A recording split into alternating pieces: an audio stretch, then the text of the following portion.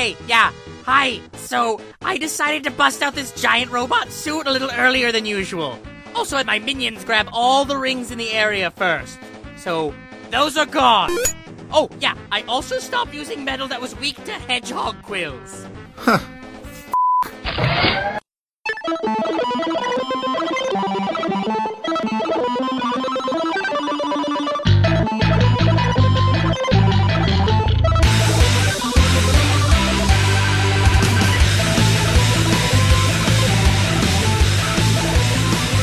Hello and welcome to another episode of the Rolling 20s. We are the show that found out that Manchester United wants to sponsor an Overwatch team. Can't wait to see those riots. I am Jeremy. Steve. And Jesse. Remember, you can subscribe to this show and several others in the MSP library at missionstarpodcast.com. You can like us on Facebook and Tumblr. Subscribe to us on Twitter at the Rolling 20s. You can send us any fan mail, suggestions for the show, or hate mail at mspfreight@yahoo.com. The music you heard at the beginning of the show is by Machina Supremacy. You can find most of their discography for free download at machinasupremacy.com, as well as their latest couple of albums on amazon.com. The clip you heard is by Dorkly. It's called What If Video Game Bosses Were Smart? You can find more of their videos under youtube.com under their channel of Dorkly. How are you doing so far? My allergies decided to kick in today. It sounds like it. It sounds like you've got a Mr. Potato Head jammed in there somewhere. Yeah, I'm not sure what happened. Must have been on the wind yesterday. I guess. I'm pissing people off today, frankly. What did you do? I didn't do anything. That's the thing. It's June in Los Angeles, and you know what that means, right? It's supposed to be hot. Yeah, okay. I woke up this morning and the sky is completely gray, and I'm thinking, okay, marine layer, this will burn off in a few hours. I step outside to put some stuff in my car, and all of a sudden I'm sniffing the air, and I can smell the moisture. There is like a drizzle coming down. So I'm looking around going, this is for real. And it's been overcast all day, and it's supposed to be like this till at least Monday, from what I understand. It's not going to get above 70-something out here. Yeah, we got the overcast, too. Yeah, this is unnatural for this time of the year in Southern California. Something is broken. But other than that, it's just been kind of El Nino year. I've been hearing it's going to be a La Nina year. So I don't know quite where this is going yet. But other than that, I'm just trying to prep up for Anime Expo, make sure my gear is good and everything. I got an invite to an event outside E3, so I'm looking into that. And I am, I guess other than that, everything is pretty well standard. It is so weird to say that I'm hopeful for next month, but I'm only hopeful because of one of the two events I have to go to next month. One of them is kind of a drag. The other one is really interesting to me. But Anime Expo actually came up with an interesting announcement. But we'll talk about that a little bit later. Any other major developments so far? Not yet. Went and saw the Warcraft movie. Oh, how did that go? If you know Warcraft lore, it's okay. If you don't, stay away. So if you're in the know, it's still only okay? I don't know. According to one of our other friends, they changed the lore too, so it gives you a foothold, but you still don't know exactly what's going to happen. That upsetting some people that are really like me. I haven't gone to see it yet, but I actually happen to know the lore, and so I'd probably be like, what? Why? No. The weirdest reviews I've seen about that movie are basically, or the more constant reviews say that this movie sets up a sequel we'll probably never see. Yeah, probably. The movie, though, is doing gangbusters in China, from what I understand. They're loving it out there. I have no doubt, considering their love of video games and MMOs and so forth. Yeah, but the movie is opening very weak here. They were expecting somewhere around 30 million. Now the projection is it won't even do that. Wow. So if there is a sequel to this movie, it might be made entirely in Chinese. But won't know until it comes. The subject of this week is all new Captain America, numbers 1 through 6. We're going to find out if Sam Wilson actually made a decent replacement for Steve Rogers when he started out. Before that, we have the news of the week, and we're going to start with Marvel Media News. That's where we talk about the Marvel properties that are ending up on your computer screens, your tablets, your TVs, and movie screens, billboards, books on tape, and a few other items. First up, Jeff Goldblum is opening up a little bit about his role in Thor Ragnarok. We were correct in our guesses that he will be the games master in the movie. He had an interesting quote to Empire about his research. He said, quote, "He's a hedonist, a pleasure seeker, an enjoyer of life and tastes and smells. I thought, I can do that, I bet. I'm working on my part every day. I'm a sponge, researching," unquote. I have no idea what that means. If he shows up in those black leather pants he wore during Jurassic Park, I'm out. No way. What do you think? Can Jeff Goldblum play a hedonist? I think he can. I'm pretty sure he could. Goldblum said that he's scheduled to be on set 3 weeks to a month, and it'll be his first time filming in Australia. He said, quote, "Not only Chris Hemsworth, Kate Blanchett, Anthony Hopkins. Geez, that's going to be fun. I've never been to Australia except to do these little publicity things," unquote. Just wait till a dingo's chewing on his leg. Well, at least he's got the natives there to kind of show him around. But stay away from the koalas. They have hepatitis. That's not even a joke. Do you guys know the koalas around there are having a rampant problem with hepatitis? Oh, that sucks. Yeah, I mean, I guess my initial question would be, where in the hell did they get hepatitis from? Somebody needs to be killed. It's a little disturbing. There are some theories that the Black Panther movie may have a surprising co-star, although it may not be too surprising if you've seen a movie in the last month. What would that be? Well, Sebastian Stan was at Philly Comic-Con. Sebastian Stan is one who plays the Winter Soldier for Marvel movies. And somebody asked him in the middle of a Q&A where the Winter Soldier might turn up next. So his response was, quote, "Where do you end up at the end of the movie? That's the movie he should be in," unquote. Yeah. For those who don't know, and spoilers, and it's been a month, so I don't care, the Winter Soldier at the end of Captain America Civil War during one of the post-credit scenes was stuck in a cryo chamber voluntarily in Wakanda, the Black Panther's home country. So if you need a slide rule to figure out where he's going to be from there, I can't help you. But when it comes to another actor and their role in Marvel, it may be getting a little bit clearer.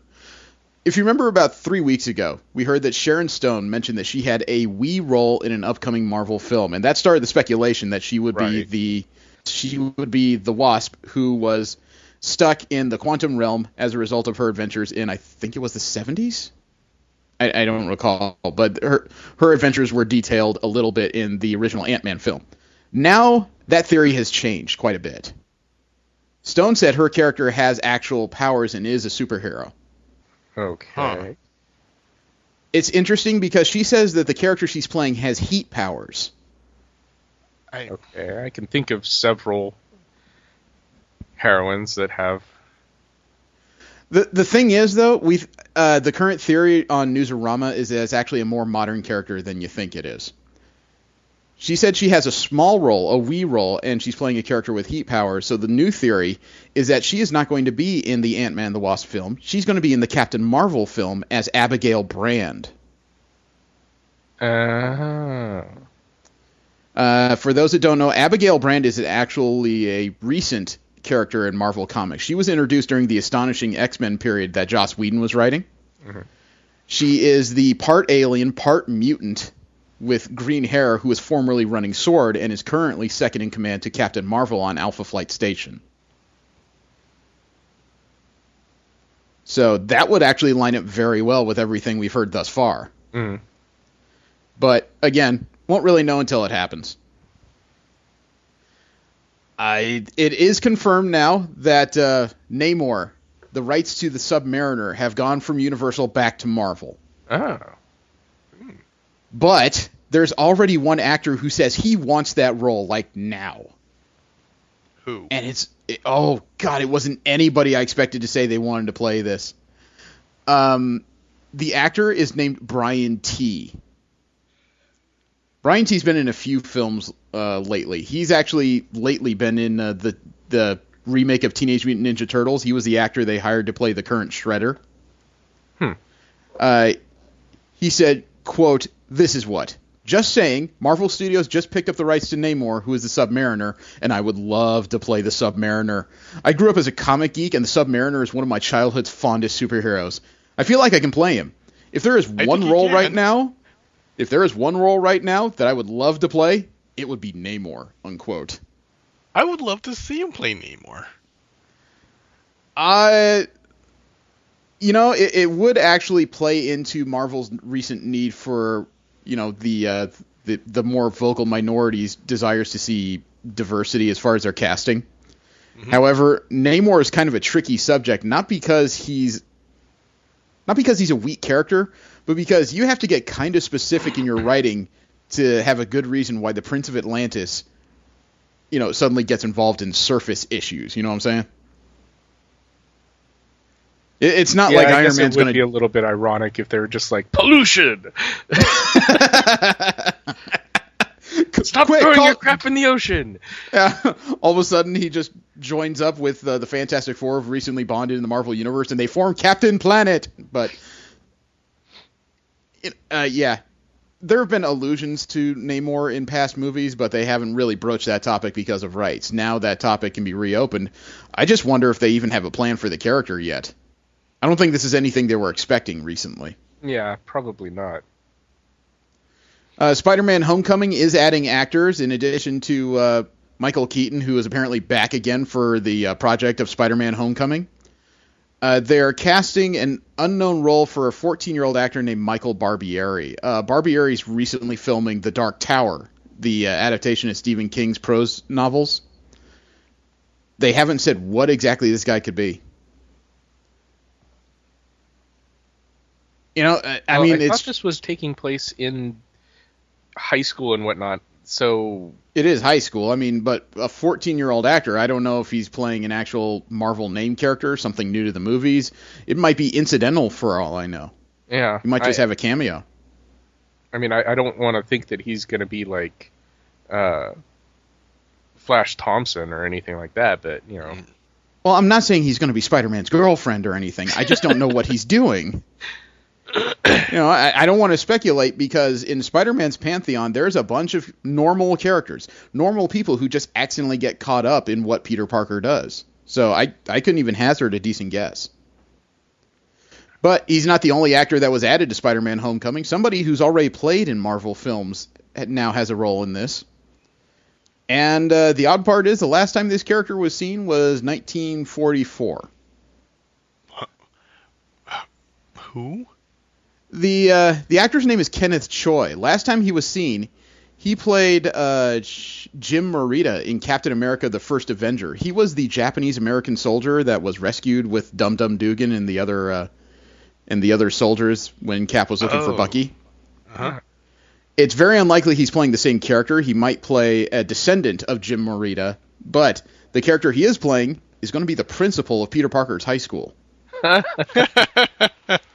So obviously his days aren't getting any better. And there some people ask the oddest questions of different actors.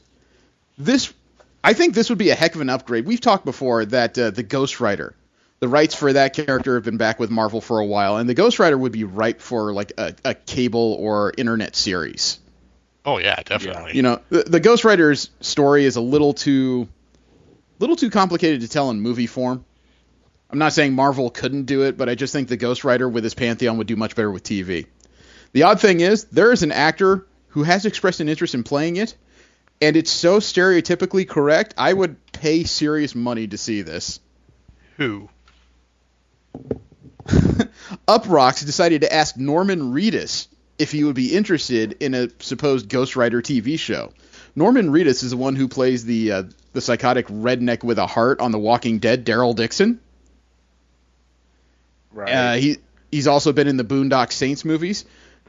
When Reedus was asked this question, he said, quote, "Hell yeah, it would be a blast. Do I get a skull face that's on fire and all that stuff? Fuck yeah, I'm down," unquote. Yeah. Why not? I just love that his requirement is just give me a skull face that's on fire. That's all I want, The guy already has a TV show right now, and I'm not talking about The Walking Dead. It's called Ride with Norman Reedus. It's just him traveling across the country via motorcycle, stopping at different places, looking at interesting motorcycles. Huh. If there is an actor that's more stereotypically suited for the Ghost Rider, I don't know who it is. Certainly wasn't Nicolas Cage. And last up in Marvel media news, Marvel is developing 2 new animated series based on technically B-list characters up until the last few years. Marvel Television is making animated series for Ant-Man and Rocket and Groot. Huh. Okay. Yeah, they're going to be described as Marvel Animation short series by Hollywood Trades. French directors Hugo Benvieux and Kevin Manac are working on Ant-Man, and Arnaud Delorde are working on Rocket and Groot. The 2 animated series are going to be developed in France because apparently France has tremendous tax breaks when it comes to entertainment. So, I don't know. I mean, I'm kind of mixed when it comes to Marvel and Disney working on animated series. Some of their styles work for me, others don't. Yeah. I'll be willing to check them out. I just can't say for sure that that's going to make me drool and I have to sit down and do nothing but this for a while. You know what I mean? Next up is DC Media News. We talk about the other major company and their multimedia properties that are coming to you pretty soon, if not already. And Warner Brothers is considering management changes at DC. Okay. According to the New York Daily newspaper, they don't cite any specific names or positions from these weird unnamed sources.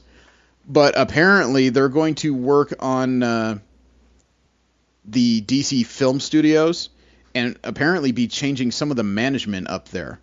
Currently, Greg Silverman is the president of creative development and worldwide production, and Sue Kroll is the president of worldwide marketing and distribution.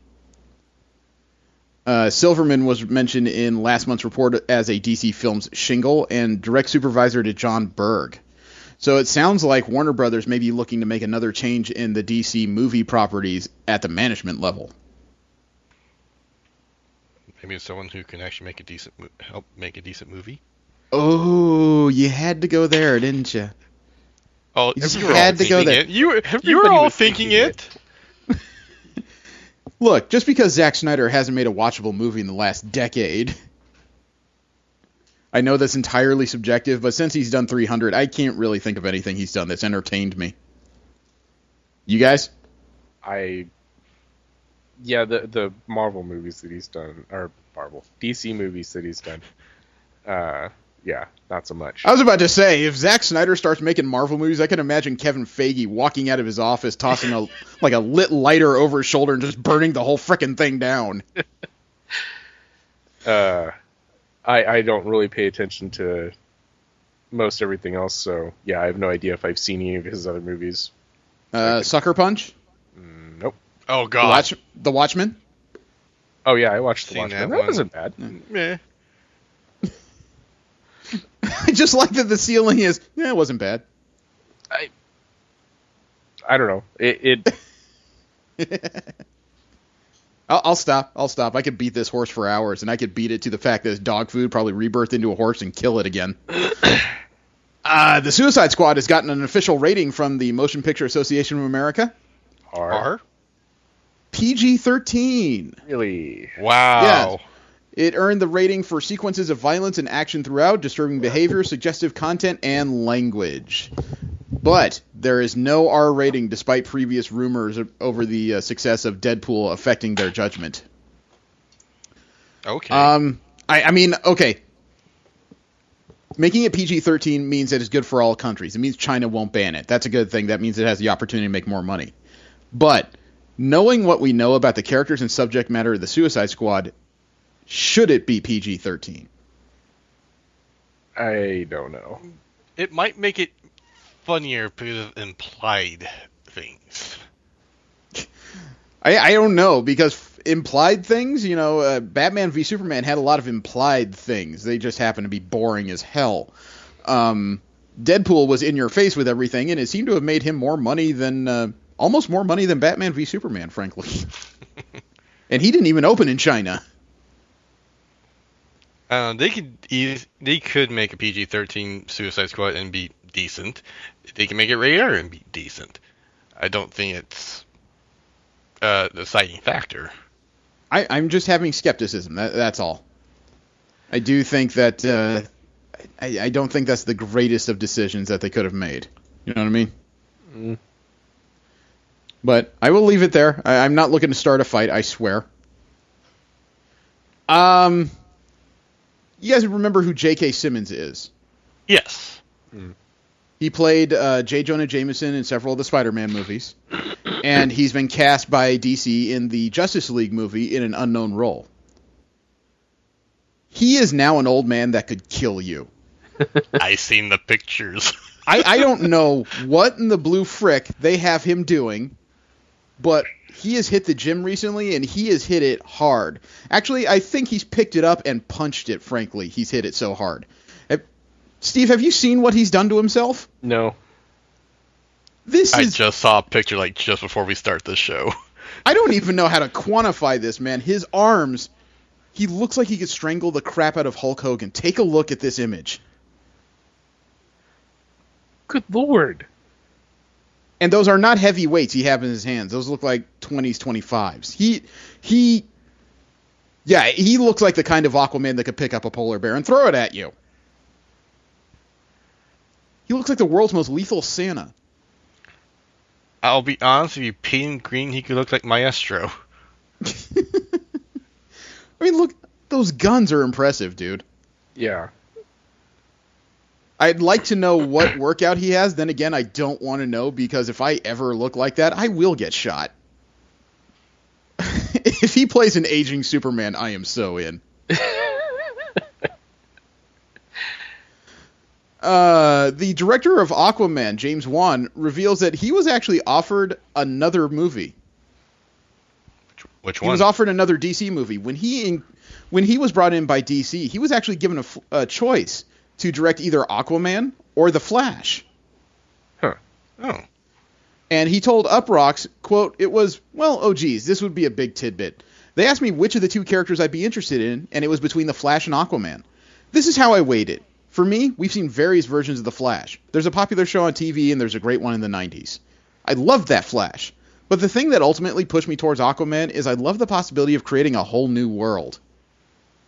Okay, I'm going to stop right there, because for a second, when you're talking about a whole new world and somebody that breathes underwater, I'm hearing something very different in my ears. Yeah, me too. Okay.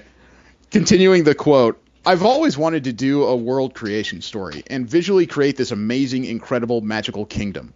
And also, I love the fact that Aquaman is an underdog character. I love the fact that people like to make fun of him. I feel the bar is a lot lower and I can have fun with him, unquote. Wow, that is so not... Kingdom still wasn't helping, but yeah. Yeah.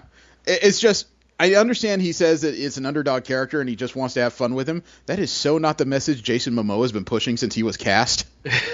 Yeah, underdog is not the right word, but, people making fun of him? Yeah, everyone does. Yeah, but that's not what Jason Momoa has been saying. He's been saying, I'm a character that could kick your ass. Bring on one of Jason Momoa's quotes is, fuck Marvel. Yeah. Word for word. So, I don't have a problem with the character. I used to. I don't. I don't have a problem with Jason Momoa. James Wan, I don't know him. I don't know if I've watched any of his movies. I'm kind of worried, though, that all these parts coming together are not quite on the same page. You know what I'm saying? And then you got to deal with the overriding specter of Zack Snyder waiting there just telling you it's not dark enough. It's not moody enough. It's, if you want to make a good Aquaman movie, have him raped by a bunch of Atlanteans. I'm looking up some of his some stuff he's done. Saw, Insidious 2, The Conjuring, Conjuring 2. He's done a lot of dark horror shit. stuff. Yeah. He's done horror stuff. He's done modern horror, and I'm not saying that's a bad thing. I mean, shoot, half of the directors that work for Marvel were either hadn't worked much or were very low heralded, and they've jumped just because of the movies they've produced. But he's doing the new MacGyver series. Okay, so we need to kill him. Oh no, he's the executive producer there. Oh, okay, so he's fine. Actually, executive producer. Yeah, he didn't direct anything. No, wait. Okay, stop. If you're trying to get me to commit a murder, you can stop right now. Jeez. Furious 7. Okay. I told you to stop. DC's biggest money earner in the last years is getting a full-length movie. Okay. It's been announced that DC Superhero Girls is getting a full animated film called Hero of the Year. I'm not kidding. Mary Ellen Thomas, she's Warner Brothers Vice President for Family and Animation Marketing. She said, quote, Warner Brothers Home Entertainment is thrilled to team with DC Entertainment to release DC Superhero Girls Hero of the Year on DVD. We're excited to bring you DC Superhero Girls to life and create an immersive world to help inspire young women like never before. These characters were developed with girls 6 to 12 in mind and will deliver epic storylines featuring strong females. Bless you. It truly embraces and celebrates girls as they discover their own unique abilities, unquote. Sorry, I meant to mute myself. It's okay. It's an interesting pull. And Steve was right. This may be proof that girls do buy toys after all, except I was listening to that show while I was editing it, and I'm thinking, you know what? It might not be any girls buying the toys, disturbingly enough. Well, this is true. Oh, God. Yeah, well, comic collectors can be rather eccentric and a little odd, admittedly. I mean, here we sit, right? So, if they're making money off it and it actually promotes some strong female characters, I have no issues with this. Yeah. When it comes to the full-blown Supergirl TV show, they are adding several characters to the cast for season 2. Nick Farrow will join the cast. Farrow's being described as brash and looking to make a name for himself in the news world.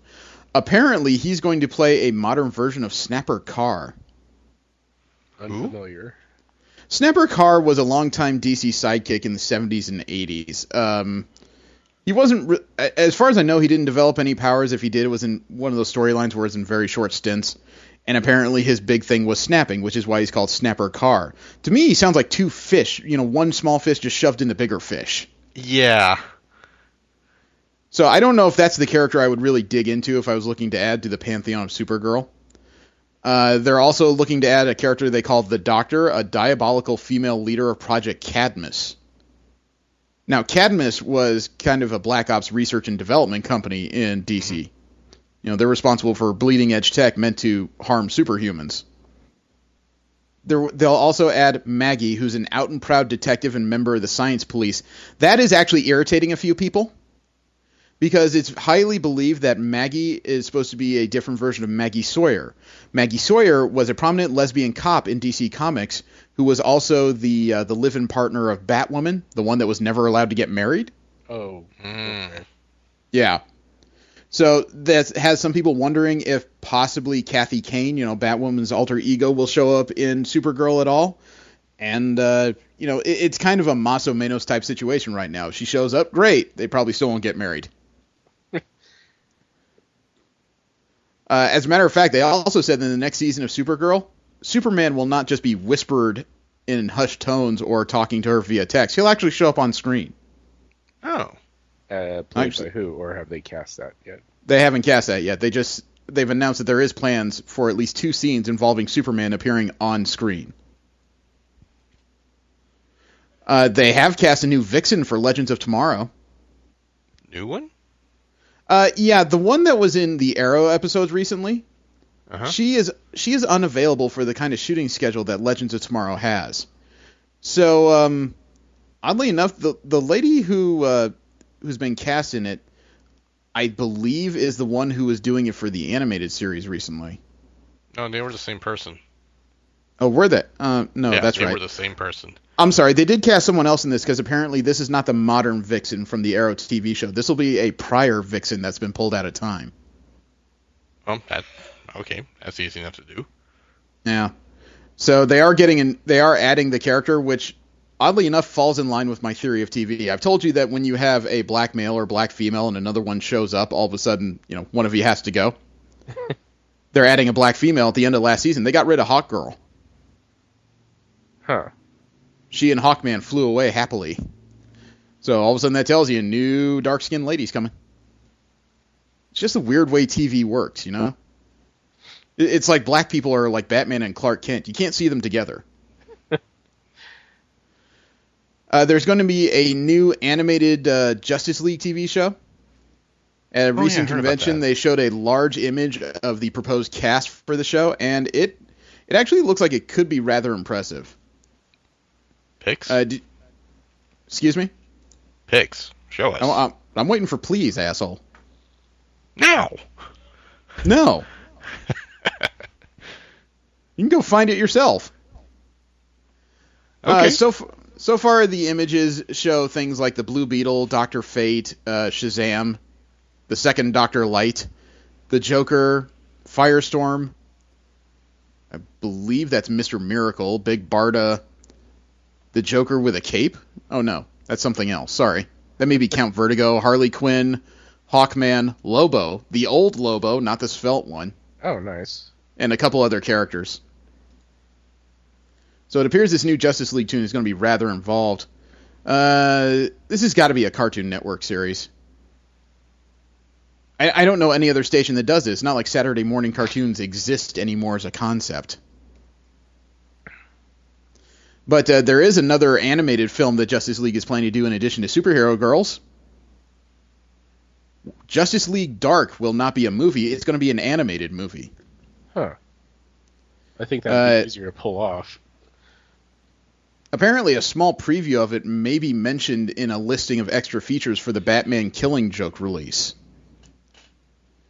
It's unknown which exact version of Justice League Dark is going to be in it, although given the popularity of certain characters, you can pretty much bet that Constantine, Zatanna, and Deadman will at least be part of it. There is no release date proposed so far. Okay, moving on into general media news. We'll talk about nerdy properties that are not Marvel and DC related. You know what? Brian Michael Bendis is quickly turning into the modern master of comics and media. He already has Jessica Jones, which turned to a hit on Netflix. He has his Powers TV show based on his original comic book, which is moving into its second season this year on the PlayStation Network, right? It's just been announced that a third original series of his has been optioned by Cinemax to become a TV show. It's based on his series Scarlet. It's about a young woman who stages a revolt against what she calls modern corrupt society and becomes the figurehead for a larger movement of revolutionaries. Sounds like an anti-establishment story. But if it's going to be on Cinemax, I've seen some of Cinemax's original works. They are not exactly known to be family-friendly. So I'm guessing this will be violent and probably sex-laden. I have a problem with... actually, if you've watched Banshee, holy crap, dude. No, I haven't. Banshee is everything. It was really wild. It ended this season. So, yeah, 3 series all based on Brian Michael Bendis' original works. Huh. That's... God, you gotta love yourself at that point, you know? Yeah. Well, there's a new G.I. Joe character that has just come out, and it wasn't made by Hasbro. It was made by a person. Heard about this. There was a recent fan vote for fan-created characters, and one in particular won the vote to become an official G.I. Joe character. They're getting their own action figure. The release will come out via Toys R Us in November. The character is called Stiletto. She's a Thai character, Taiwanese. According to the image here on Newsarama, the character's real name is Pythun Quagno. Specialty in covert operations, infantry. Birthplace is Hua Hin, Thailand. She's a grade E5. Wouldn't that put her on the same rank as like a staff sergeant? E5? Yeah. E5, I think, is ensign. Yeah, it should be an officer range. Yeah. Low officer range. Yeah, chief officer, petty officer. Yeah, that would be a staff sergeant. Yeah, that sounds about right. It says here, quote, with her facial scar, dead eyes, and streak of white hair, as well as her mysterious past and knife-edge battle skills, Stiletto makes the G.I. Joe team a little nervous. She joined the team alongside Cobra defector Felix Mercer Stratton, acting as his bodyguard, and has since become a strong asset to the team. With skills that hint at Special Forces training, she is proficient in most small arms weapons and an expert in the use of bladed weapons, unquote. Okay, so it sounds like Snake Eyes with boobs. Well, you get to see her face. I know, but a whole bunch of silence making other people nervous, specialty in bladed weapons. Yeah. Well, Snake Eyes has the guns as well. Yeah, and the melted face. Although the image of her, it looks like she's going to come with an automatic rifle as part of the toy. So, it is what it is. Disneyland is testing out some new tech while they're busy building the Star Wars lands. Those are expected to be complete sometime in 2018. The things they're testing out are apparently interactive roving droids. Huh. Right now in the Star Wars Launch Bay experience going on in Tomorrowland in the old Imaginarium, they're apparently testing out 2 roving droids that are independent. It's unknown if anyone's controlling it behind the scenes. But what they can do is apparently roll around, find panels along walls and in different places of the launch bay, and as they shine a light in them, the consoles actually light up and interact with the droid. Huh. It's an interesting idea. If it works, okay? Let me slow down here. They have 2 years to get this right. Once they get these things working, assuming they can put these in the larger Star Wars lands they have planned, that could really make a very immersive experience for just about every geek out there who's ever dreamed that he knows what a midichlorian is. Seriously, man, there will be days you can't get into the park because it's going to be filled with fat people just staring at stuff. You know what I mean? And I'm speaking as one of those people. Yeah, me too. Yeah. Star Wars okay. Transformers the movie is now getting a Blu-ray release for its 30th anniversary. It's gonna come out, yeah, it's going to come out September 13th, which is just 1 month and 30 years after the 1986 premiere of this film. It's going to be newly remastered and transferred in HD from the original 35mm elements with a full range of bonus content and collectible packaging that's currently in development. I'm so getting this. Me too. I want this. I want it yesterday. Did you guys cry when Optimus Prime died in it, or did you just sit there staring? The first time I watched it, I was 13, which was like 8 years after it released, so I wasn't in that range. No, okay. Yeah. No, honestly, when they killed off all the original people on the Ratchet and Ironhide and all the rest of them, yeah, I cried a little bit. I've seen storyboards on scenes that never made it into the film that really should have. You know, like which ones? The breakdown of Devastator. Well, with the quartering of Ultra Magnus. Yeah. The breakdown of Devastator looked like it would have been an awesome scene. I mean, it involved a lot of the originals pre-death. There was also a bit of an explanation as apparently the scene involved a lot of the characters that all had shoulder missiles firing all at once into the center of Devastator to break it down to its parts.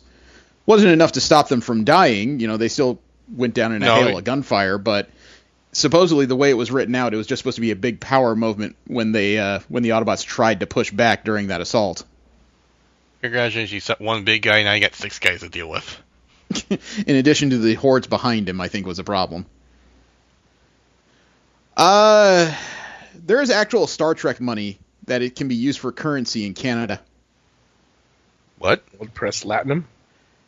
No, 99.99% pure gold. It is a coin shaped like the Starfleet insignia, the Delta insignia. Huh. And it has a face value of $200. Huh. It's a collectible coin. The only problem is that $200 Canadian will cost you about $1,300 to get. That's a lot of gold. Yeah, but it is legal tender. You can actually trade it, and it in Canada at least, it is an acceptable form of currency. Huh. If that's not quite your thing, you can spend $20 for the Canadian Mint line of Star Trek coinage. $20 for a $20 silver coin that features the USS Enterprise firing its phasers. Which one? The original series. Oh, okay. Canada has also developed a color imagery system for its coins, so they can actually print full color images on their coins now. Huh. So you got options. You just got to go to Canada to get them. And if you decide you don't want to spend $1,300 for a $200 gold Star Trek coin, I got something else you can spend $1,300 on. What? Actually, we've seen it, but we've only seen it in gray. Sideshow Collectibles has now released the prototype for their Legendary Defender Voltron maquette. It's being priced at $1,250. It's $1,250, and it is 27 inches tall. Oh, damn. And holy crap, is it impressive! Yeah, I wish I had that kind of money. I love the little apple sitting there. Oh, that's The a base is scale almost resin half apple. as tall as the apple. Yeah, that's a scale apple they always put in for everything, so you can see its approximate size. You know, it's a good thing they started working on this a year ago, because if this just came out without any other provocation, all you could say is that they tried to copy the new Netflix series and did a crappy job. But we've been aware that they've been working on this for quite a while. And I am not going to say they did a crappy job. Oh no, this is an impressive looking piece.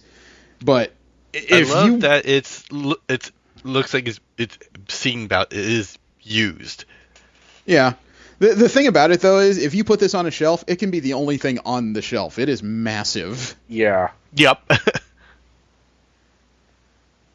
Holy crap. I love that Sideshow keeps trying to get my money, and it is so difficult to stop them sometimes. You can get this via payment plan, but you need to have about $200 of disposable income per month for 6 months. Oh, God, I got a car. I can't do that.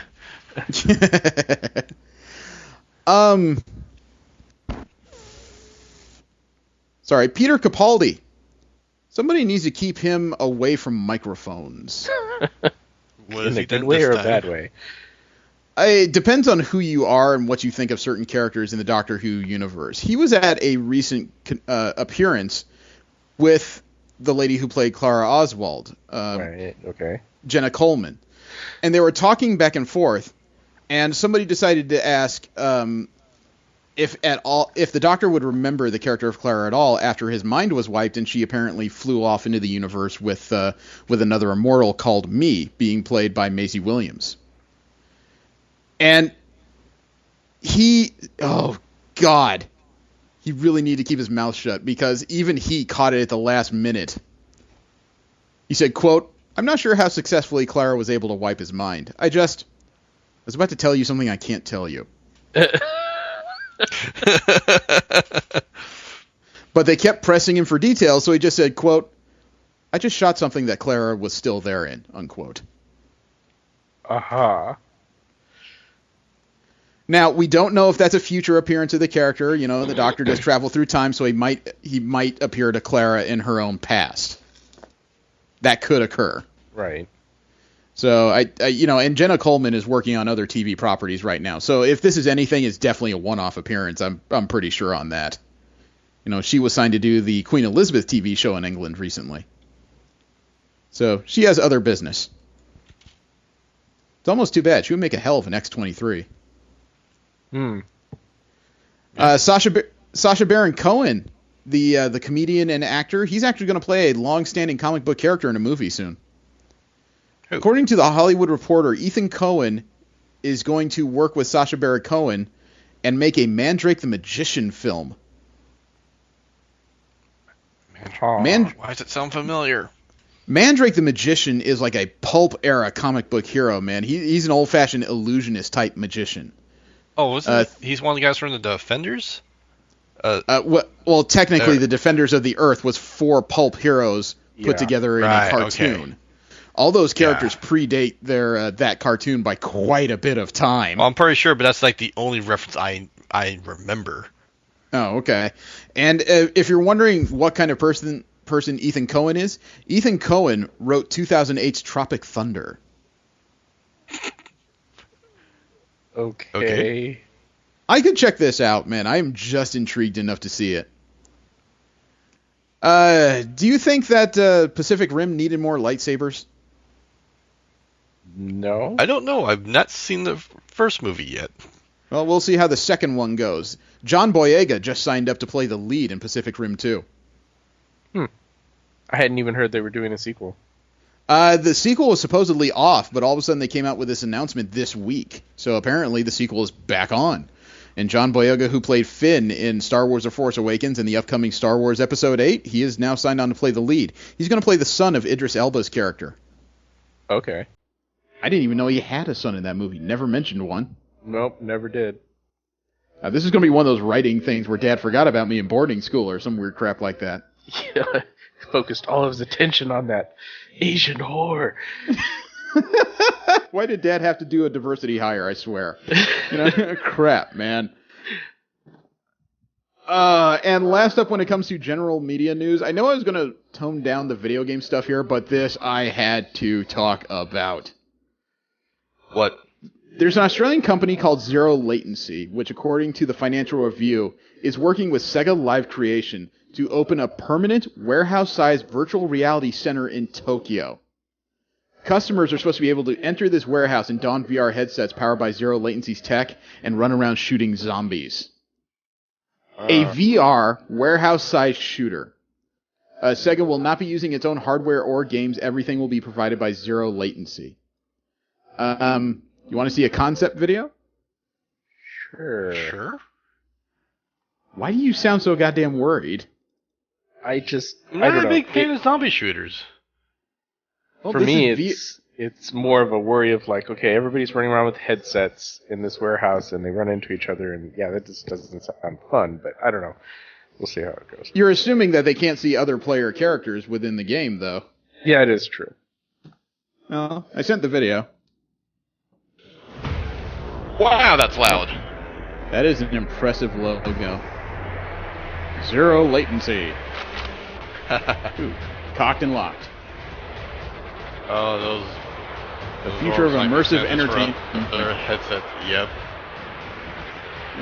Oh, dude. It's laser tag with more VR. That's actually an awesome concept. Yeah. And I say it's concept because I doubt it's in practice quite yet. Yeah. For some But reason, the I tech- was like playing Resident Evil with this. Yeah, well, the tech does exist for all of this. It's just I don't think it's been put into this kind of scale before. No, someone's bound to do it. Wow, it's that big of a place. 400 meters. Jeez. Square meters. Yeah. That would be a lot of fun. And the thing is that the tech is applicable to several other types of shooters. I mean, you could do this in survival zombie. You could do it in, like sci-fi type stuff. You could even... Can you imagine people, like, doing VR Pokemon captures? That would be actually kind of awesome, actually. Switch content on the fly. Player versus player. Co-op. Okay, Oh, that would crap. be- Dark Ride. Dark Ride, massive customer throughput. Guided experiences. Oh, crap. You put them through a virtual maze.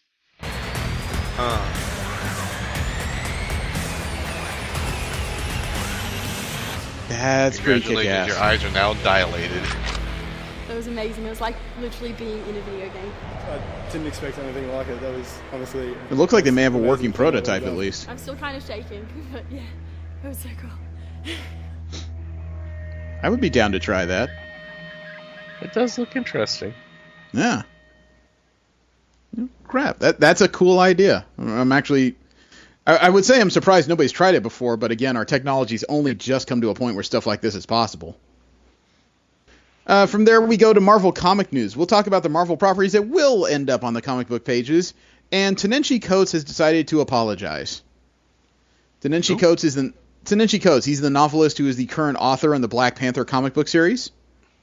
Uh-huh. And he has apologized for the book's lateness. He said, quote, "Sorry, Wakandans, Black Panther number 3 has been delayed. Will hit stands June 29th. It's a hard knock life for sure. Regarding the Black Panther number 3 delay, we just wanted to say we're sorry to all you loyal Wakandans out there. We're really working hard on this one. I never knew how hard producing comics were until I saw it from the inside.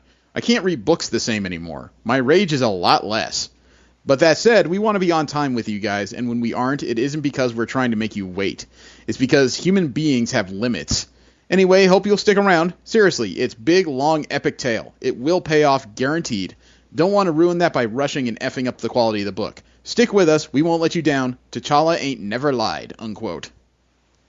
There was no cause given for the delay, and I'm a little unclear as to why he feels the need to apologize so profusely. The apology is fine, but the delay is 2 weeks. The original release date of Black Panther number 3 was June 15th. Now it's June 29th. That's it. What do you guys think? Did he over-apologize for the situation, or is it appropriate? I think he's coming from a fan's perspective of delayed stuff. So he might be overdoing the apology. I mean, if it was like a full 4 weeks, if it was a full month where the book was missing because of production delays, I would understand an apology. But to apologize so profusely over a relatively minor delay?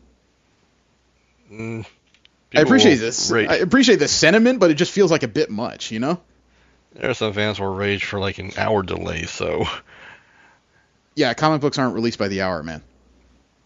There was a new image release by a long-dead artist. Okay. UK-based Eco Comics. They had art for Eco Warrior, which is a hulking hero with green skin and armor. And the image is very reminiscent of the Hulk. I don't think there's any way around that, but there is a good reason for that. Let me just show you the cover for this character that Eco Comics put out. If you take a look at it, it looks kind of old, but it looks very reminiscent of the Hulk. Yeah, Okay. in a way. Yeah. The reason for that is that this cover and the character of Eco Warrior were co-created by the artist Herb Trimpe. Oh. Herb Trimpe was a long-standing Incredible Hulk artist for Marvel back in the day. He died just last year. And I guess Eco Comics just decided that because they had it and there won't be another one like it, they might as well release it and let everybody at least take a look, which is kind of a nice thing to do, really. Mm. You know, and it also gives them a chance to trade on the name of Trimpe, I guess. Trimpe has become much more notable after he died, unfortunately. As it usually happens. Yeah. But it's kind of a nice piece of history to be able to look at. Marvel Comics is getting more Disney adaptations, although the latest one, that's not one I would have picked. We know that they've had a comic working for the Haunted Mansion, which apparently is doing fairly well. Mm-hmm. They have the Figment comic, which is based on a small dragon, another Disney character. It's just been announced this week via Inside the Magic that Marvel is coming out with an Enchanted Tiki Room comic book. Okay. I know, that's about what I said. According to the quote by writer John Adams, quote, essentially what we have is a sort of fantasy island-like scenario where each week visitors are coming to the island. And for this series, everyone that's coming there, whether they know it or not, they're facing some sort of personal issues. And through the series, they learn and grow, and eventually, if all goes well, they resolve those issues and are better for it in the end, unquote. There's got to be a character in there who didn't resolve their issues, or if they did resolve, they resolved it in the wrong way. I guess I just have a lot of questions, because I've only sat in the Enchanted Tiki Room at Disneyland a couple times. It gives me headaches, unfortunately. I don't know exactly what story's coming out of there. I know what they've described, but that doesn't really tell me a whole lot about the story, just the concept. You know what I'm saying? And hopefully, you won't somewhat repetitive. Yeah, so. And hopefully you won't have a parrot dressed up like Ricardo Montalban in a white suit or anything. That would be kind of creepy. So, I will flip through it, although I wouldn't say it's something I plan on buying. Now, Marvel Comics has decided to do something that DC did recently, and it's still not something... It's not something I want to do, but I might have to do it. What? Remember we've talked about Civil War II number 3, the issue where a notable Marvel character of some sort is dying, right? Right. Okay, Marvel is doing a midnight release of Civil War II number 3. This will happen on July 13th. Which I know it may not interest you guys too much, and under normal circumstances, I would just kind of say, I have work. Why the hell would I give a crap? According to Marvel's chief creative officer, Joe Quesada, this will include a special midnight variant for this goddamn release. Oh, collectible. Got it. I have no image of the variant itself. But this will be a special variant released only at the midnight release of this issue. Hmm. Does that make it more interesting or less interesting to you? it makes it more interesting. I still not enough to get me out there at midnight. Yeah. Well, especially being as I would be at work at that point. Well, you would be at work, but I have a feeling, considering where you live, one of you would have to go to at least Modesto if you wanted to go to one of these midnight releases. Yeah. Assuming you didn't have to go to Fresno. So, not my... as much as I love the idea, I hate the idea. You know what I'm saying? Yeah. Mm-hmm. There's a few more variants that have been released for the Death of X storyline coming this fall, where a Marvel X-Men character is going to die. It hasn't been named which one.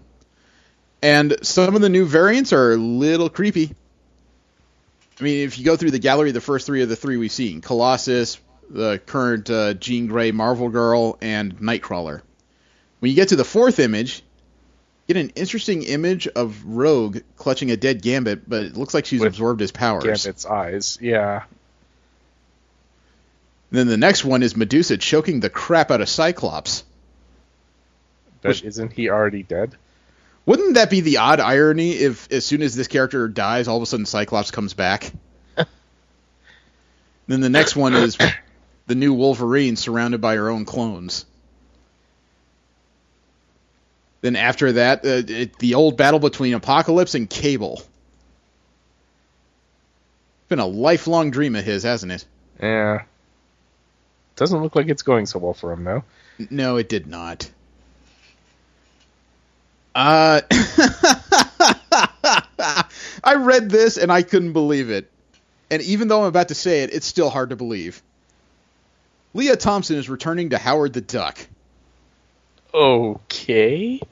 Now, let me lay this out for you. Leah Thompson played the character of Beverly in the original Howard the Duck film. The film that bombed horribly in the box office.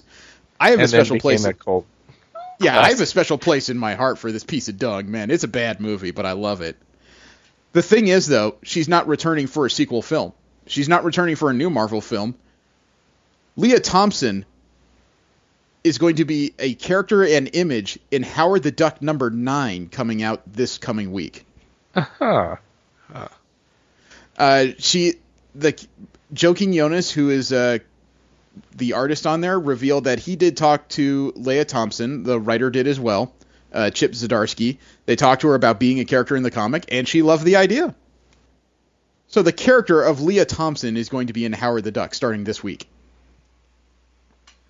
According to Zdarsky, quote, "We started planning this over a year ago, and a lot of the current storyline has been building towards this appearance. So it makes sense in story, and it isn't just a stunt," unquote. Huh. That's a comic I got to pick up. That's funny to me. Thompson herself said, quote, "My career goes in 100 different directions, and I embrace them all. They asked me to appear in the comic, and I was like, sure, why not? So many people have come up to me and said, I'm the only one that will come up to you and say that Howard the Duck was my favorite movie. And there have been thousands of these people. It was a pretty demented movie, though," unquote. I love that she's that self-aware about it. And there's an image of her holding up one of the black and white panels where she appears in the comic. She has aged incredibly well. Take a look at this. She almost looks like the same she did in those Howard Hughes movies from the frickin' 80s. Huh. Howard Hughes. John Hughes. Wow. Sorry, I was thinking John Hughes. She's aged really well. Good on her, you know? Yeah. And last up in Marvel... Thinking about that one where they're sitting in the diner. Just all silent. Yeah, the Okay. uncomfortable. The thing that keeps popping into mind every time I think about that movie is when I think his name, I don't remember his name. I think it was like Jeffrey Rush or something. He was possessed by that alien. He starts glowing, and stuff starts coming off him. And God, yeah. and the guy from the kitchen just looks at him and said, "He must have had the chili." Last up in Marvel comic news, Newsarama decided to have a vote among its readers. And its readers got to pick what they determined to be the 10 best Marvel comic stories of all time. Okay. Do you take that challenge? I didn't vote, but I'd be interested. No, do you want another? I will give each of you a single guess of Marvel storylines. Oh, God. Okay. All of Marvel, not just, like, X-Men. Not just X-Men, all of Marvel throughout its history. What do you think people would have chosen as the best Marvel comic storyline of all time? Damn. It's rough, isn't it? That's that's a 7 huge decades amount of history. And of course, I can only think of the most recent ones. So, I don't know. Dark Phoenix Saga has to be on that list somewhere. well, I'm sure that one is. I'm just trying to think what would have made number one. Is that your pick, Jesse? No. No. Okay. I want to say Planet Hulk. Planet Hulk. Okay, Jesse is logging in with Planet Hulk, and survey says not on the top 10. Wow. Okay. Okay, I'm gonna go with Dun dun dun dun dun dun dun dun dun dun dun dun. how about the Death of Captain America? The Death of Captain America. Interesting pull. Survey says not in the top 10. Wow. Okay. All right. Number 10 on this list, and again, this is according to Newsarama readers, not their editors or anything like that. Days of Futures Past, the X-Men storyline from the future where they died. I almost said that one, but Do you want me to read I didn't these? want to do an X-Men. Yeah. I'll tell you what. I'll read these out just because I'm sure there are people who don't know these stories. Quote, now a major motion picture. The original X-Men story, Days of Futures Past, was simply 2 issues of the main ongoing series. Take that, 200-plus issues of events today.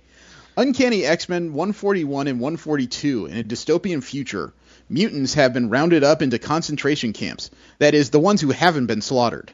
Adult Kitty Pryde's consciousness travels back in time to stop the assassination of a prominent government figure.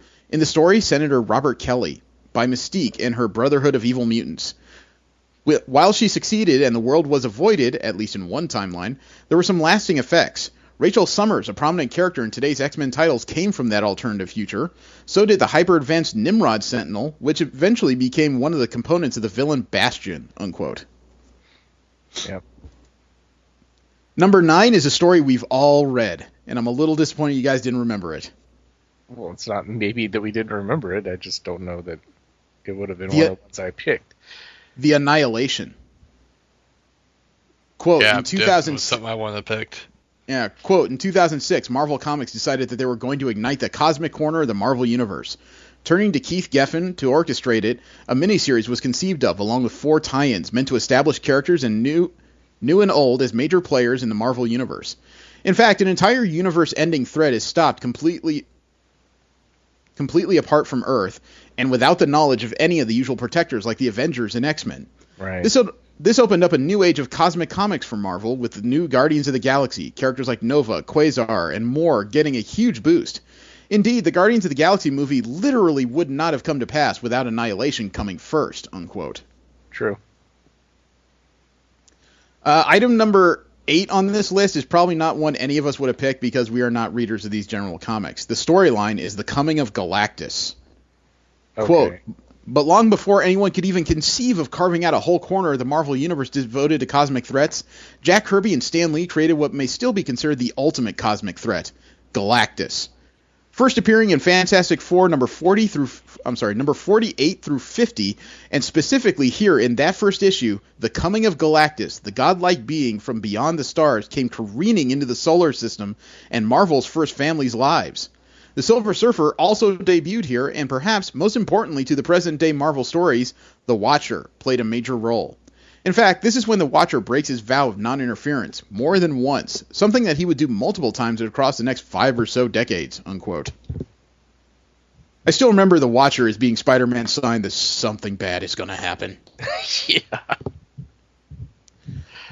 Item number 7 is also not something that's in any of our usual readerships. The storyline is Daredevil Born Again.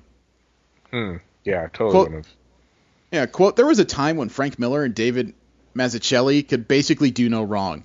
And 1986 to 1987 was simply a magical time for the pair, who essentially reinvented the major street-level vigilante heroes for both Marvel and DC in the span of about a year and a half. The pairs arc together on Daredevil 227 through 231, with follow-up issues 232 and 233 has it all. Romance, intrigue, religion, and of course, tons of action. There's the Kingpin, Ben Urich, Nuke, and Captain America. This story basically tears Daredevil down to virtually nothing and lets him emerge, born again, into a better, stronger hero than ever before, unquote. I'm starting to think I gotta put that on a list of future stories we gotta check out. That sounds really strong. Item number 6 on this list is the Secret Wars. Okay. Okay. Quote, no, not 2015's 2016 Secret Wars, but the original. 1984, we gotta sell some Marvel toys. Let's bring everyone together, all the heroes and villains, we can make a mint of it. Yes, in a way, this was the birth of the Marvel event crossover, a 12-issue series called Marvel Superheroes Secret Wars, that also included tie-in issues of 10 other already existing series. This Marvel event saw the Beyonder plucking heroes and villains out of Earth and onto Battle World. If this sounds like something kids with a bunch of toys would come up with, that's entirely intentional. The resulting battle saw Captain America, Captain Marvel, Hawkeye, Iron Man, James Rhodes' Iron Man, She-Hulk, Thor, Wasp, the Fantastic Four minus the Invisible Woman, Spider-Man, the Hulk, the X-Men, Magneto, Doctor Doom, Dr. Octopus, the Enchantress, Kang, the Absorbing Man, Claw, the Lizard, Volcana, Ultron, Titania, Molecule Man, and the Wrecking Crew all collide in combat. But aside from this just being a fun battle royal with characters switching sides, huge fights, and iconic mountain-lifting moments, there was the introduction of Spider-Woman 2, Julia Carpenter, and oh yeah, Spider-Man got the freaking black symbiote suit. Yep. The story saw a sequel almost immediately, along with several homages and references to it over the years. And of course, Marvel used a new version of the crossover to relaunch its entire line and bring elements of its alternative realities into the mainstream Marvel universe. Item number 5. Steve, I'm almost amazed you didn't talk about this at all. The Age of Apocalypse. I almost picked that one too. That came in number 5. But I didn't want to pick an X-Men related one. Why not? Because I thought that would be too obvious. Okay. Quote, Marvel teased that they were canceling all of the X-Men series, and then they did the insane. They actually did it! Well, for a few months anyway. When Xavier's loony son, David Heller, a.k.a. Legion, decides he's going to make Daddy's dream come true, he transports himself back in time to when Xavier and Magneto were still friends, hoping to kill Magneto and prevent anything standing in Charles's way.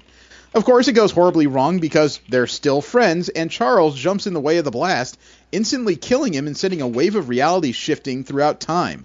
This resulted in the world as we knew it freezing in a crystalline reality bubble while also creating an entire alternative universe. In this new world, Apocalypse rose early before the X-Men could ever be formed to stop him and successfully took over the world. The result was 4 months of alternative reality comics, complete with the coolest take on Nightcrawler ever, and other fan favorites like Logan missing a hand, Cyclops and Havoc on the other side of the law, Magneto as the leader of the X-Men, married to Rogue with a child, and much more. It was more than just an event. It was the way an entire X-Men line was stuck for that time frame, and it had real lasting repercussions that still get revisited today. Now Legion has his own series at FX, and Apocalypse, the titular villain, is in the new film X-Men Apocalypse. Could these elements combine for an Age of Apocalypse film, unquote? I hope nothing to do with that. The movie had nothing to do with that story. No, they're asking if the Legion TV series could lead to an X-Men Age of Apocalypse movie. Yeah, I'm hoping not. Would be kind of nifty, and it's a story the X-Men could do that didn't involve any Avengers or anything. True. Item number 4 on this list. Yeah, you guys should have named this one the Civil War. Yeah, I was going to name that one. I really was. Quote, it beat Age of Apocalypse by 1 vote. One of the newest stories on our list, Marvel's Civil War, asks the question, whose side are you on? The story started with a bang, so sorry, as the new Warriors, while trying to subdue Nitro, were involved in the resulting explosion that killed 600, including many children in an elementary school in Stamford, Connecticut. This fast-tracks the Superhuman Registration Act, requiring anyone with powers and abilities beyond that of a mortal man to register with the government, revealing their identity and training with government-approved heroes if they want to keep using their powers. Ultimately, this led to Iron Man leading the pro-registration side and Captain America leading the anti-registration folks, with the two sides going all out in a superhero civil war. There were real consequences with major deaths. Tony Stark eventually becoming director of S.H.I.E.L.D. and immediately afterwards the death, albeit temporary, of Captain America. It took years for the breach between Cap, Iron Man, and Thor to be repaired. Marvel loved this story so much it was adapted to film in the blockbuster Captain America Civil War and is in the midst of a comic book sequel in Civil War II, unquote. You guys feel like you're learning anything today? Just interesting which ones got rated higher. The item number 3 is a Spider-Man story. Which one do you think it might be?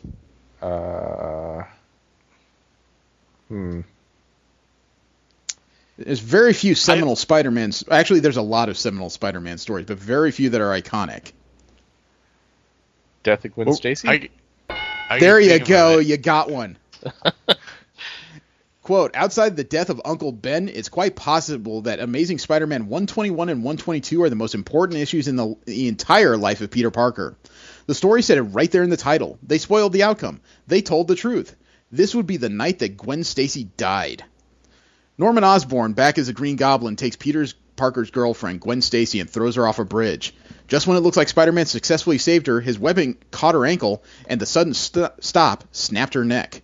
It was utterly tragic. It was a true surprise, and it utterly devastated Peter Parker in a way nothing since could have.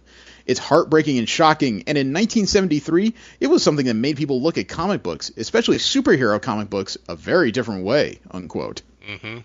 That was like a turning point. Jesse just showed me a meme of Spider-Man catching Gwen Stacy, and it was, the title was, "Oh, snap." Oh. That was horrible. Well, horrible is item number 2 on this list, and it's one you two are going to kick yourselves over. Quote, the Dark Phoenix saga to this day is the story that all other X-Men stories are held up to. Unofficially, it started way back in 1976 when Jean Grey first came into contact with the Phoenix Force in X-Men 101 to 108. Then the dark part hits from issues 129 to 138 in 1980. It's a masterpiece of a story by Chris Claremont and John Byrne with truly marquee moments for many individual members of the X-Men. Cyclops battles Mastermind on the psychic plane. Wolverine takes on a seemingly endless supply of Hellfire Club soldiers. Oh, and Jean Grey as the Dark Phoenix goes batshit crazy and eats a sun, killing an orbiting planet's entire population, and it all comes down to a trial for genocide when Jean manages to gain control of herself for one short moment. Alongside Cyclops, she's zapped by a Kree weapon on the moon and killed. Of course, years and many retcons later, we'd see things like this being a clone of Jean's body. Look, we're just not getting into all that. The Dark Phoenix saga as its own story is a masterpiece and upheld and helped establish that Jean Grey shall always rise once more from the ashes, unquote. Though she hasn't yet. It's been a decade. Can you believe she's been dead for a decade? Apparently her constitution has improved. I'd say that's a record, except Bucky didn't return from like the 1940s all the way through to, 2005? Look, her younger self is still around, but technically she still has not lived again from her latest death. Right. Item number 1 on the list of Newsarama readers' poll of the 10 best Marvel comic stories of all time. I'm almost surprised neither of you really pulled through this particular story.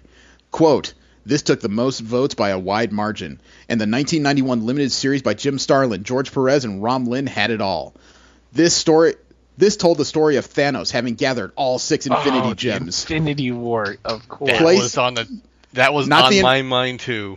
No, not the Infinity War, the Infinity Gauntlet. Right, okay. Placing them into his gauntlet and using them to become a godlike being. His goal? To end all life in the universe in order to win over the woman he loves, the embodiment of death.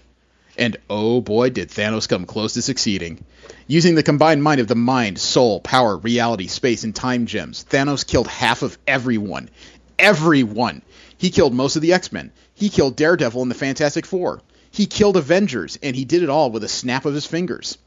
This was the big cosmic event, with the rest of the heroes of Earth and some from beyond it trying to stop Thanos from achieving godhood and taking out the other half of life.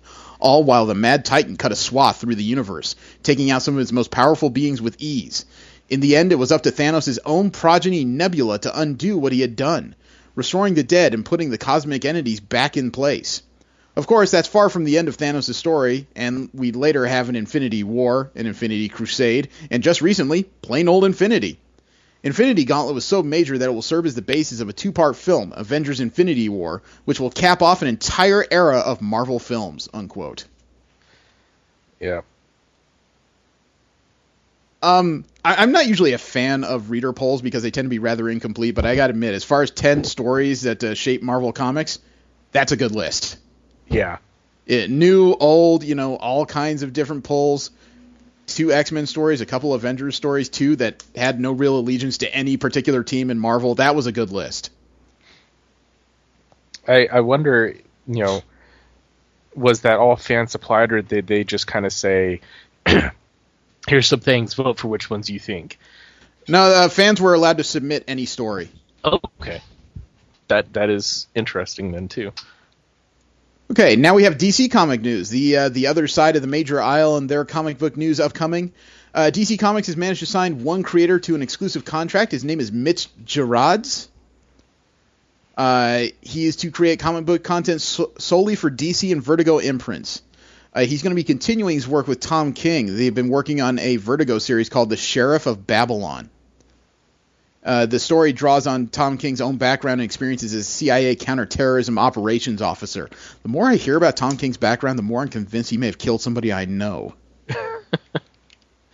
It's a wartime crime drama that takes readers into the underworld of the city of Baghdad during one of the most tumultuous times in modern history. Hey, if it works for him, it works. I'm glad he's doing something that makes him happy. You know what I'm saying? Yeah. Okay, so IO9 had a follow-up story on more changes that Rebirth did to DC Comics since the event started. You guys want to find out more about what shifted here? Yeah, sure. Okay, as of week 2 of DC's Rebirth, Batman has assembled a team to investigate a group of vigilante haters. Apparently someone is going around smacking around vigilantes. The latest victim of them was Azrael, believe it or not. Really? Yes. So, between Batman and Batwoman, they've assembled a team of 4 individuals to investigate this and find out who's responsible. The team itself is so eclectic and weird, I need to read this. This came out as of Detective Comics 934. Tim Drake, the Red Robin. Okay, you kind of expect at least one of them was involved, right? Right. Yeah.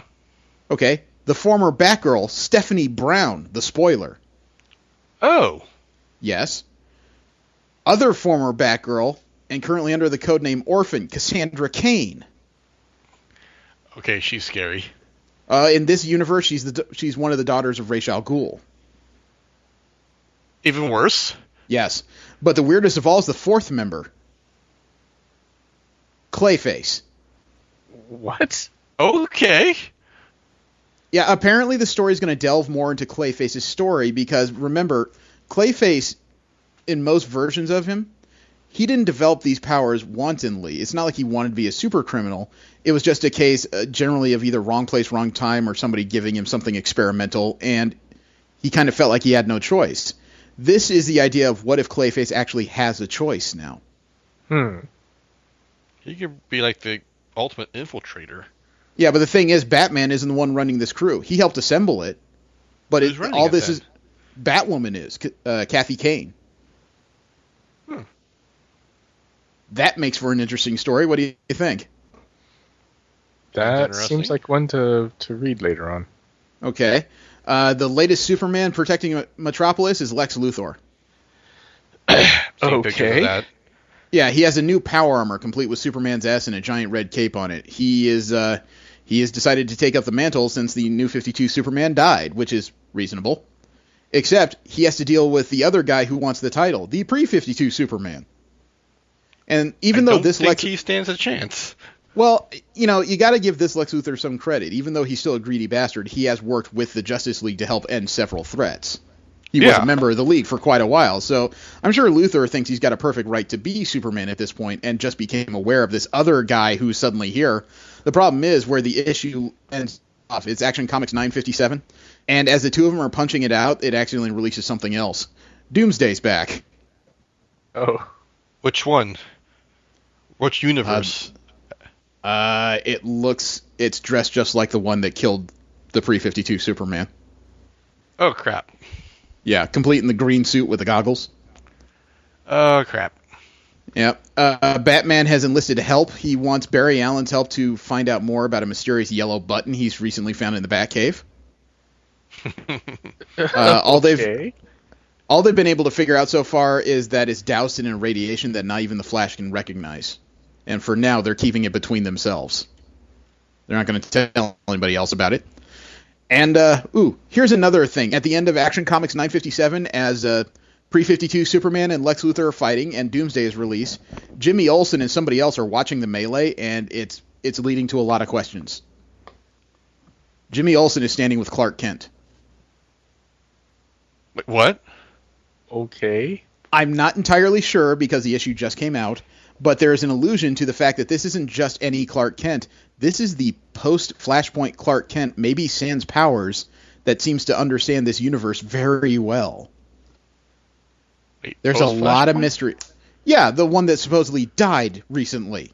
Right. He apparently is standing there with no powers, and he's fine, and he's a reporter again. I have questions beyond questions about this. Yeah. We do have a new image via, I believe it's Brett Booth. Yep, Brett Booth of Wally West's new costume. Now that he Okay. has returned from wherever he was. You know, we've discussed that. Yeah. He was stuck in the Speed Force for a while. Here is Brett Booth's design complete with a few design notes. And it's kind of reminiscent of the suit he wore just before Flashpoint. It is all scarlet with a few white accents. The only real difference between it and the pre-Flashpoint costume he ended with was the open cowl at the top where his hair flows out. Mm-hmm. As you can see, it's all being described as burgundy in color, and the trim of it is silver. I like this. Yeah, This me is too. a really good costume. It's what he's going to be wearing in the Titans series. He's not going to be a member of the Justice League, and he's not taking over Barry Allen's role as the Flash. However, when it comes to the Titans, he will be their Flash. So this is what it will be. There's an upcoming Wonder Woman 77. It's going to be a direct sequel to the Linda Carter era episode of Wonder Woman. It's going to be set during the Cold War era, and Wonder Woman 77 is currently a digital twice-monthly series. It's currently on a hiatus, but it's going to resume in August, and with new digital installments. And in September, the latest print issue of Wonder Woman 77 Special Number 4 comes out. It features new stories by Andreyko and other writers, including Amy Chu, Trina Robbins, and Amanda Dabert. Artists involved will be Tom Derenick, Dario Brizulla, Tess Fowler, and Christian Deuce. You know, for nostalgia fans, that's got to be a hell of a thing. Yeah. And some of the images, I don't know which artist this is because I can't read the signature. Some people have been studying that old Linda Carter TV show really well to make this. Take a look at that. That's a little creepy on how close it looks like her. Oh, wow. Oh, wow. God, that was the first TV show I remember watching when I was like 3 years old and trying to understand why she made me feel very strange. I was 3, give me a break. Yeah. There's a new variant that's been released for Justice League number 1, Rebirth. And Steve will know this guy pretty well. You remember the name Joe Maderia? Oh, yeah. He's the guy who created Battle Chasers, the ones who supposedly are getting the video game follow-up that I still haven't seen yet. He did a special variant for It's Justice still in League. production. Okay. I backed it. He did a special variant for Justice League number 1, and since this has come out, people have been begging for him to take over the damn book on a regular basis. That man is far too Oh, busy. wow. But nice. Yeah, that is nice. That's an intimidating Superman he's come together with. The thing about Joe Maderia is he's a very good artist, but even he admits he's very bad at editorial deadlines. His art style takes a while. And he's got so many projects. Yeah, he keeps himself pretty busy. Although it kind of helps that he doesn't have a regular comic book anymore. Bastard. Now we have general comic book and convention news. We talk about comic books that aren't Marvel and DC related, as well as conventions all around the world. And being that we're 5 weeks away from Comic-Con, it's kind of inescapable that we have a lot to talk about in regards to Comic-Con. And I'm sorry if people get tired of hearing it, but it is definitely the biggest thing we do as a group every year. as well as the biggest thing we go to every year, which is really not a coincidence. Yeah. So half of it is because I'm sure people want to know, half of it is because we want to know, and half of it is because my friends here don't know. So, Although that's too many halves. And I'm married. So, Comic-Con is actually in talks to get a museum in the San Diego area. Really? Yeah, according to the San Diego Union Tribune, they're in talks for a devoted comic book museum in the Balboa Park area of San Diego. Huh. A board member for the San Diego Hall of Champions Sports Museum said that they've been in talks that have been underway for a while to set up a comic book-centric museum with San Diego Comic-Con in one of its spaces. To give an example of what kind of scale we're talking about, the Hall of Champions right now is a 68,000 square foot facility located in Balboa Park next to the Starlight Bowl. According to Dan Shea, quote, "I heard they might be interested in doing something, so I made contact and began a conversation. It's been going on for a while. We have a space that could be considered underutilized for what we have. Comic-Con is an iconic community group, and we would love to see them stay here, so we thought, wouldn't it be great to have a museum for them in our hometown? And that's what we talk about when we get together now and then," unquote. San Diego Comic-Con's own marketing and PR director, David Glanzer, did confirm that these talks have taken place, but said it's in the very early stages. Yeah, it sounds like they're still just tossing ideas around. Wouldn't it be cool if... Well, I mean, comic book museums have been talked about for a while. Do you think Comic-Con would be something that requires a museum if it's based on the organization? I don't think it would be required for that, but if it was just celebrating the issue that they come together for, then I think that would be reasonable. Yeah, because I don't think you could have a Comic-Con museum. It's like every year going to Comic-Con is like going through a pop culture museum, for frick's sake. Yeah. And remember how last week when we got together, I was it last week? Last week I said that somebody needs to take Twitter away from James Gunn. Yeah. Oh, what did he do this time? This week I'm goddamn serious. Banners have been going up around San Diego. Disney has sponsored the banners for Comic-Con every year for the last few years. And people are already taking pictures of the banners that are going up, and it says the same thing we've seen several years, celebrating the popular arts, right? Mm-hmm. When you look on the backside of these banners, it's an image from the movie posters for Marvel's Doctor Strange. Okay. So, the director of the film, Scott Derrickson, reposted one of these images on Twitter, and he said, quote, "Will I be at Comic-Con this year? Here's a hint," unquote. So we have a pretty strong indication that Marvel Movies is indeed returning to Comic-Con, very likely Hall H, right? Okay. Mm-hmm. This is where James Gunn comes into it, because he got that, and he sent a response, and he said, quote, "Really? You'll be so close. I might have to come see you," unquote. You son of a bitch. For frick's sake, somebody just needs to start making announcements. Stop letting Gunn do this to people. Because I think we're pretty much in agreement. The indications are pretty clear that Marvel Movies is returning to Comic-Con. That's a good thing. It really is. However, the longer they allow Gunn to play around like this without a formal announcement, the more people are going to start frothing at the mouth like a frickin' rabbit. They need to just tell us already. You know what I'm saying? It's not even that far away now. It's not. And all this is going to do is going to make something that looks awfully similar to the Walking Dead escape if they don't hurry up. Well, which, by the way, was also... but it was announced that The Walking Dead and Fear of the Walking Dead is getting its own Hall H panel, which is really not that big of a surprise. But the first panel that was actually formally announced for Hall H this year was the Suicide Squad. Yeah, that is true, yeah. The Suicide Squad is going to have its own Hall H panel, although I assume that's a panel that's going to be wrapped in with the other DC media projects going on. Not a bad thing, just being honest with what I understand about the pattern of the convention. If you guys disagree, fine, tell me. But I think I'm on the ball there. The thing is... I'm sorry? Yeah, still yet to even do a Hall H panel, so yeah, I don't know. The thing is, though, that's not the only thing the Suicide Squad is doing during Comic-Con. Okay. And I am not a Suicide Squad fan. I am not a DC fan, although I may have to do this. Every day of the convention from 10 a.m. to 7 p.m., they're going to have an immersive Suicide Squad experience transforming 6,000 square feet of the Hard Rock Hotel into Belle Rev Penitentiary. Ooh. Oh. That's where the Suicide Squad is housed when they're not on missions, right? In this place, you can take part in a live-action virtual reality experience fighting alongside squad members in a scene from the film. You can get your own Suicide Squad skull ink at Harley Quinn's tattoo parlor. And you can take photo ops in a recreation of one of Belle Rev's jail cells. Huh. Are you with me on that? Yes. It would be definitely interesting to go check that out. Yeah. Also, the talent of the Suicide Squad will be part of the Warner Brothers exclusive presentation in Hall H.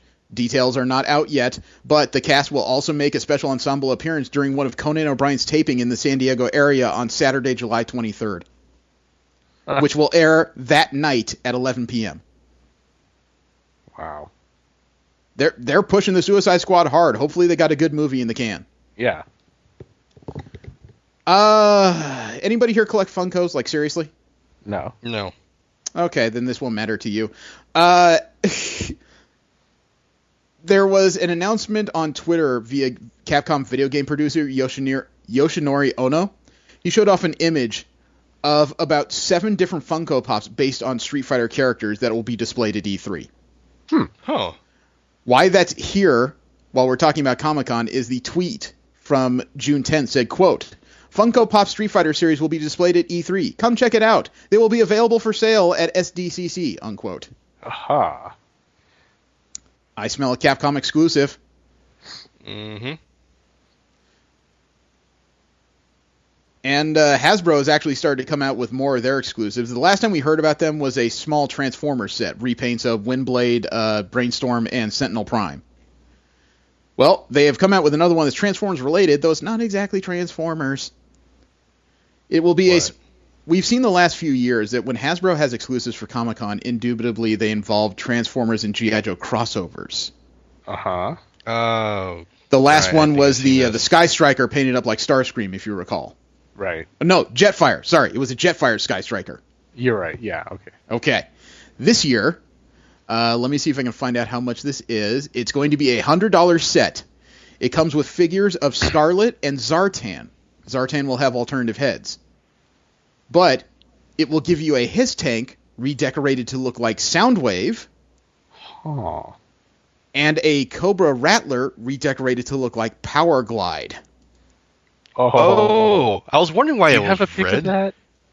I will give you the link that I got on San Diego Comic-Con's unofficial blog. It's a third-party site that does really good investigation on Comic-Con exclusives. And I have not been a G.I. Joe collector for years. I am seriously on the fence on this. Yeah, I am too.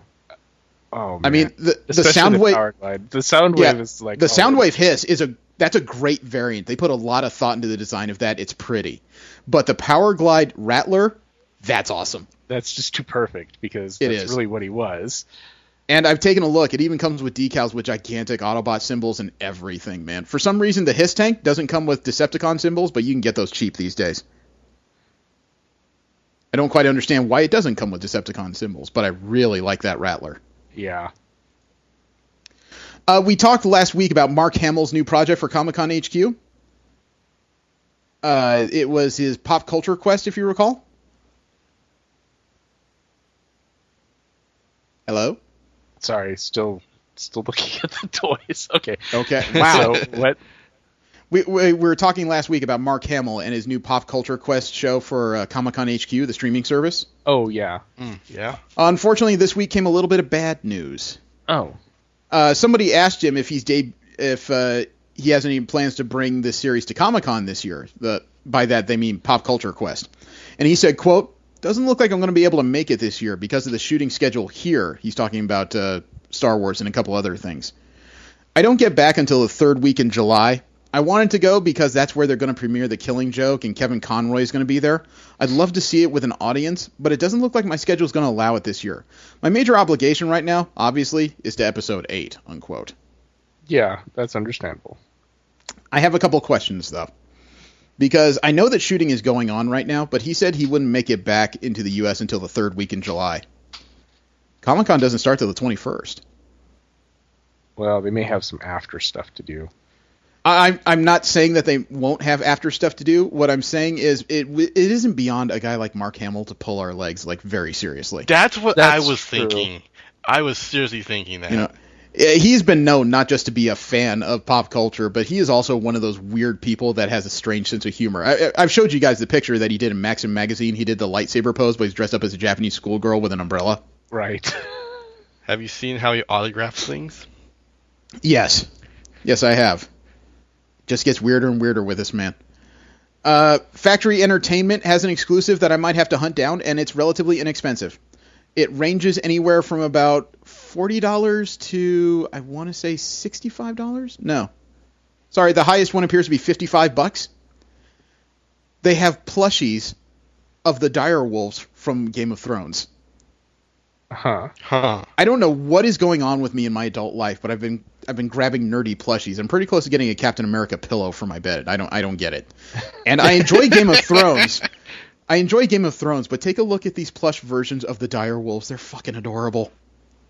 You can currently pre-order these to be picked up at the convention. You can pay for them at the convention, or you can order them and have them shipped after the convention. I am very close on this.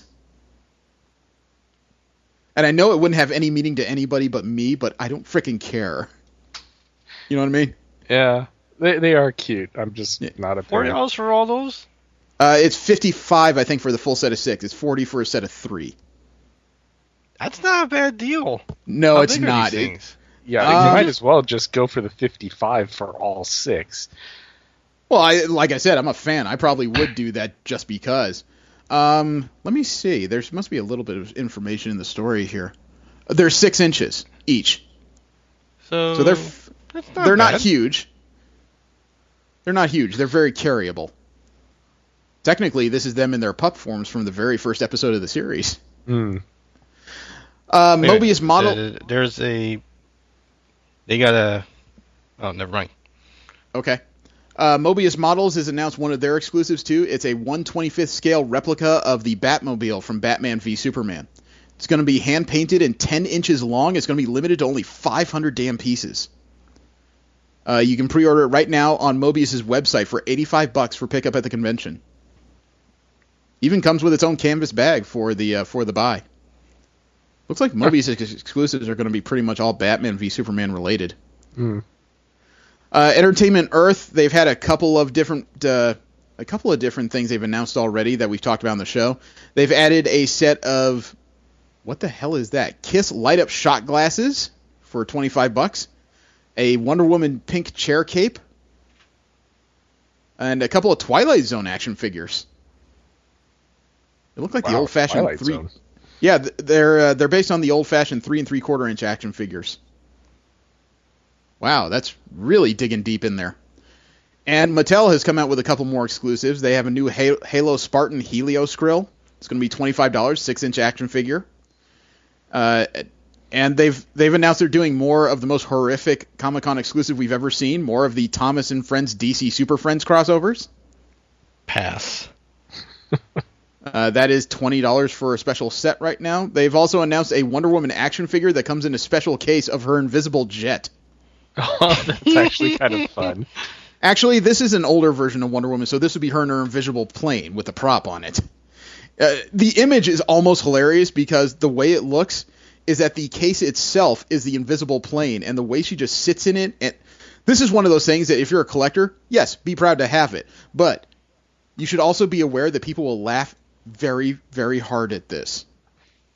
Take a look, guys. Take a look for yourself because it is awesome but funny. Huh. Wow, the load. Is that a clamshell? Oh, there we go. It is a clamshell. Huh. There's something slightly hilarious about it. I don't Just a know. bit. It is a good concept, though. I didn't say it's a bad concept. It's just something staring at it. They think that's awesome, but it's funny. And Mattel's also coming out with a 50th anniversary Barbie Star Trek doll. It's going to be an Orion slave girl. Huh. It's going to be in a shimmering metallic gold dancer's dress from the original series. I'd like to tell V about it, but I'd like to keep my teeth. Well, she'll find out eventually. And as we discussed earlier, Conan is indeed bringing his late night talk show. Conan O'Brien, I should say, not Conan the Barbarian. He's bringing his Conan the Barbarian late night talk. I would watch that. I would watch the crap out of that. That would be hilarious. No, Conan O'Brien is bringing his late night talk show for the second year in a row for tapings every night of Comic-Con. Tickets are free, but they get waitlisted very quickly, and tickets for the Comic-Con dates are not available as of yet. So you need to keep an eye on his websites if you want to know when those go up. Considering we are now 38 days and counting from the convention, it's going to be soon. Yeah. And Tamashii Nations. Holy crap, dude. Tamashii Nations is bringing some stuff to Comic-Con. And, shoot, believe it or not, it's not an exclusive I would ever expect. Oh, no, sorry. I wasn't talking. God damn it, I screwed that up. If you guys remember last year, I got an exclusive from Udon in the form of a book. Right. Very large book that I still have not opened it. I mean, it was an exclusive book by Akamon, the guy who did all the Street Fighter designs, and he signed it and doodled in it a little chibi Chun-Li. I'm proud of the collectible. I still have not looked in the damn book. I'm paranoid about that one. But they have an interesting exclusive that, while I find interesting, I can't own this. Take a look at this image of the Dark Ryu skateboard. Oh, wow. It's really impressive. The Oni one, the Akama on the left, that's only going to be at Evo. So Anthony might see it. But the Dark Hado Ryu on the right is what they're bringing to Comic-Con. Huh. This is being done by the company of Ensurgo, and it's highly suspected these will be Udon exclusives, especially since they appear to be done with Udon art. Yeah. That's pretty impressive, but yeah, I don't skate, so... Yeah, that'd be... If you could get both of those and just kind of nail them to a wall, that'd be really interesting. And when I say nail, I mean like prop up. I don't mean ram a nail through them. I can hear people screaming at me. Reed Pop, who runs New York Comic Con, is including an event for prose books they're calling BookCon. It's going to be the first BookCon that coincides with New York Comic Con. It's going to take place October 6th through 9th at the Jarvis Center. BookCon is going to be held at the nearby Hudson Mercantile. Anybody with a New York Comic Con badge can get into BookCon. So it's a convention all about prose books, novels. Huh. Steve, that'd be right up your damn alley. I know. That's why I'm like, dude, I kind of want to go, but... Yeah. DC has managed to regain some of the market share from Marvel in the latest sales numbers from May. Out of everything, the top 10 comics, there was actually three comics of the top 10 that were all DC. And the number one comic of the month for May was DC. Rebirth took it for him. Nice.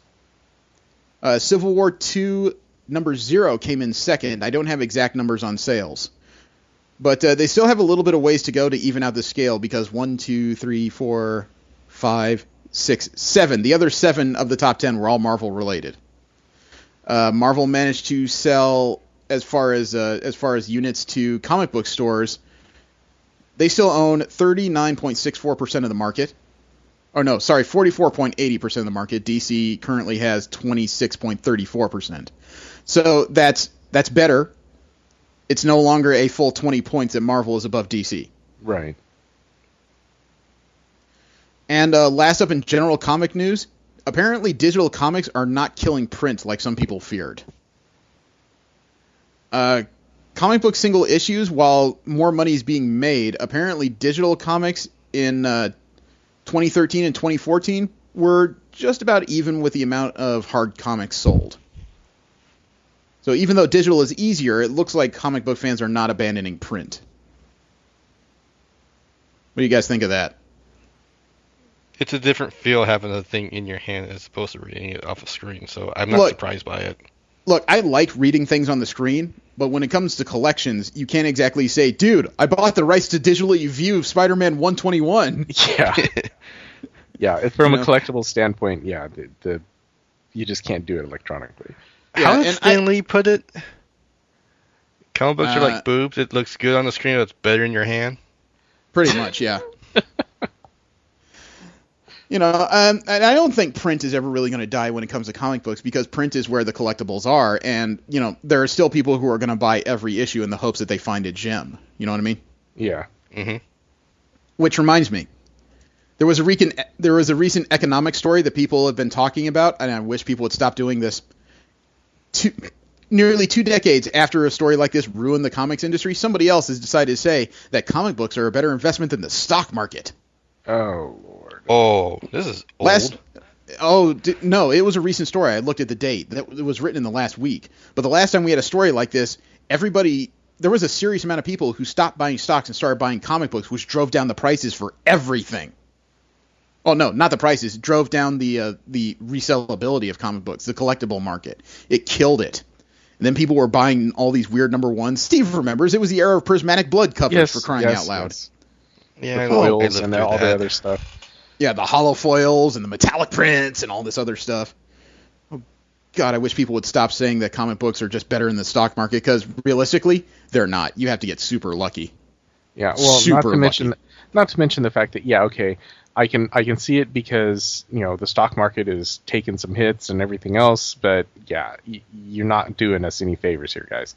No, and you're still better off buying in the stock market if you're looking to make money with money. Yeah. Last up is our WTF corner. That's where we ask what in the blue fart happened here. I am keeping that, by the way.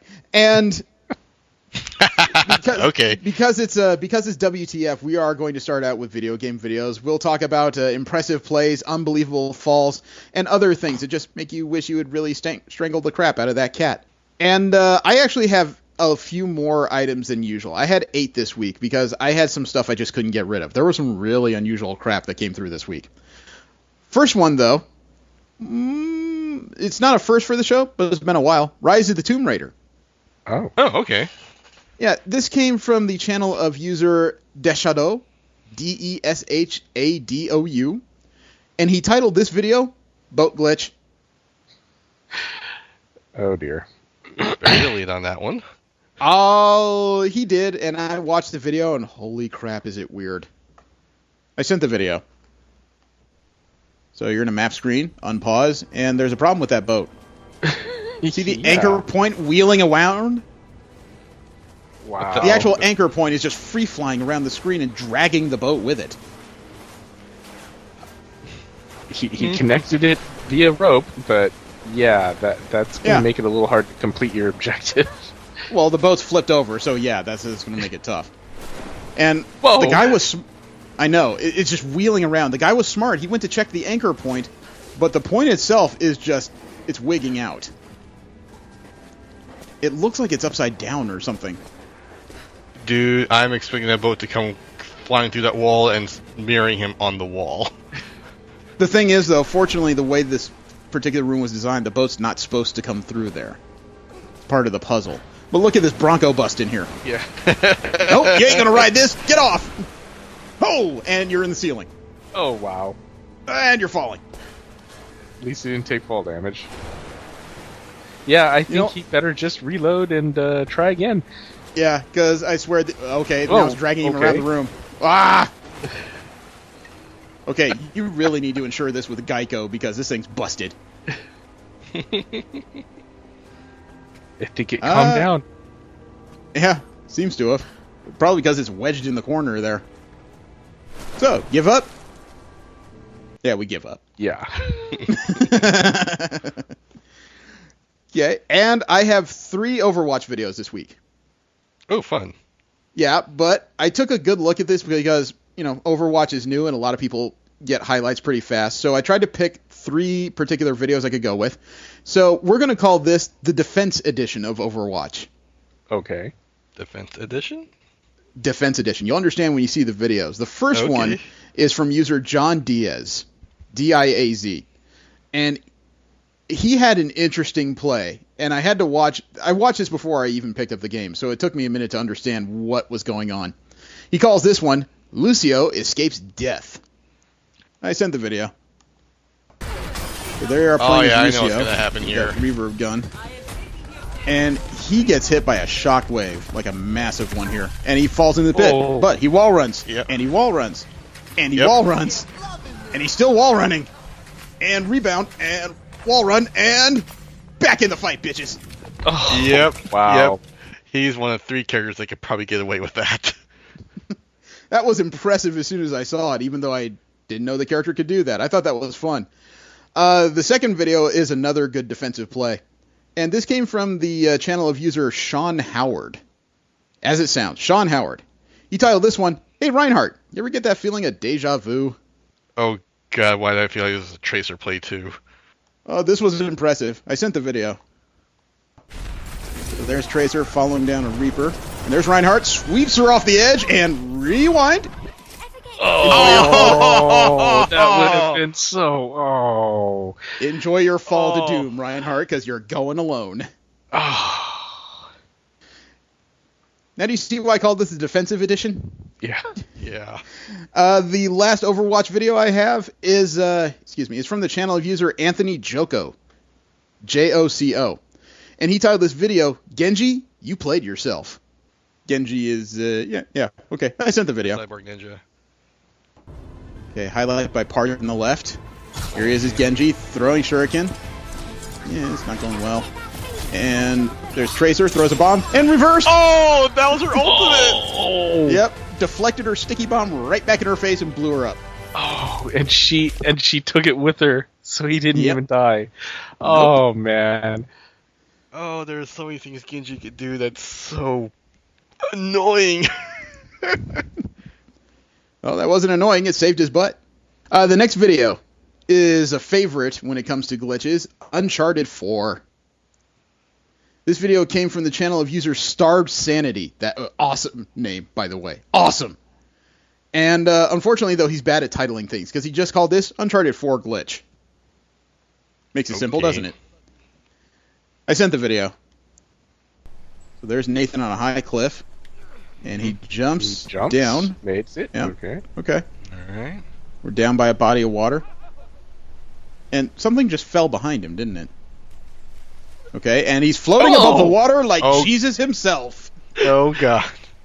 Actually, I kind am of the reminds me of super Dr. Manhattan. I am the Super Swami. Follow me as I make it to the boat. And then it tells him, hint. I hope that's telling you how to do that. The hint is that I have a fan in my ass. Sam, Hey, what are you waiting for? Get over here. Jesus.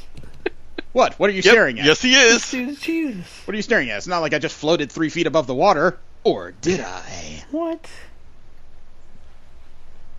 That's when you tell him, okay, do that again. Over water. I love the image of him with his arms crossed, just kind of sweeping Just across the floating water. across. That was just so Like perfect. it's perfectly natural for this character. Man, the next video is from a game I've almost missed because of how odd everything is in it. The Witcher 3. I have missed glitches from this game because they tend to be the weirdest things we see. This came from the channel of user Mesosteros. It's like testosterone for Mephistopheles. Mesosteros. He titles this "Blood and Wine, Hilarious Glitch." Okay. I sent the video. And sweep in! Oh. Nope, Yes, been I've here been- all along. You just saw me run in here. I've been here all along. That's so. You know you're the third today to try that ruse. Okay, so I'm not good at it. What do you want? I mean, it's kind of a hard video to narrate, but as soon as I saw them, I'm just like, what in the blue frick, man? What did you just do? Well, especially just given your choice of options there, and it's just like, nope, I've been here all along. I know. And he calls you a perfect liar, which you are. The next video is from Far Cry Primal. And it has to do with Jesse's favorite subject, cats. Oh god. This came from the channel of user Lucas Stuckey. And the title of it is Far Cry Primal _20160601045316. However, if I had to put a title on this, I would say Stuck in Idle. Well, I sent the video. So there's a Sabretooth that looks like he's hacking up a hairball. Looks like he's a little too excited to be in the water there. Yeah. You think that's Ariel underneath him? He caught a little fish? But I mean, he definitely can't get out of neutral. Somebody needs to restart this cat. He's grinding those gears pretty badly. He looked so happy where he was, and he was just entertained. And the last video I have is it's a Dead Island video, the zombie survival game. Oh. Yep.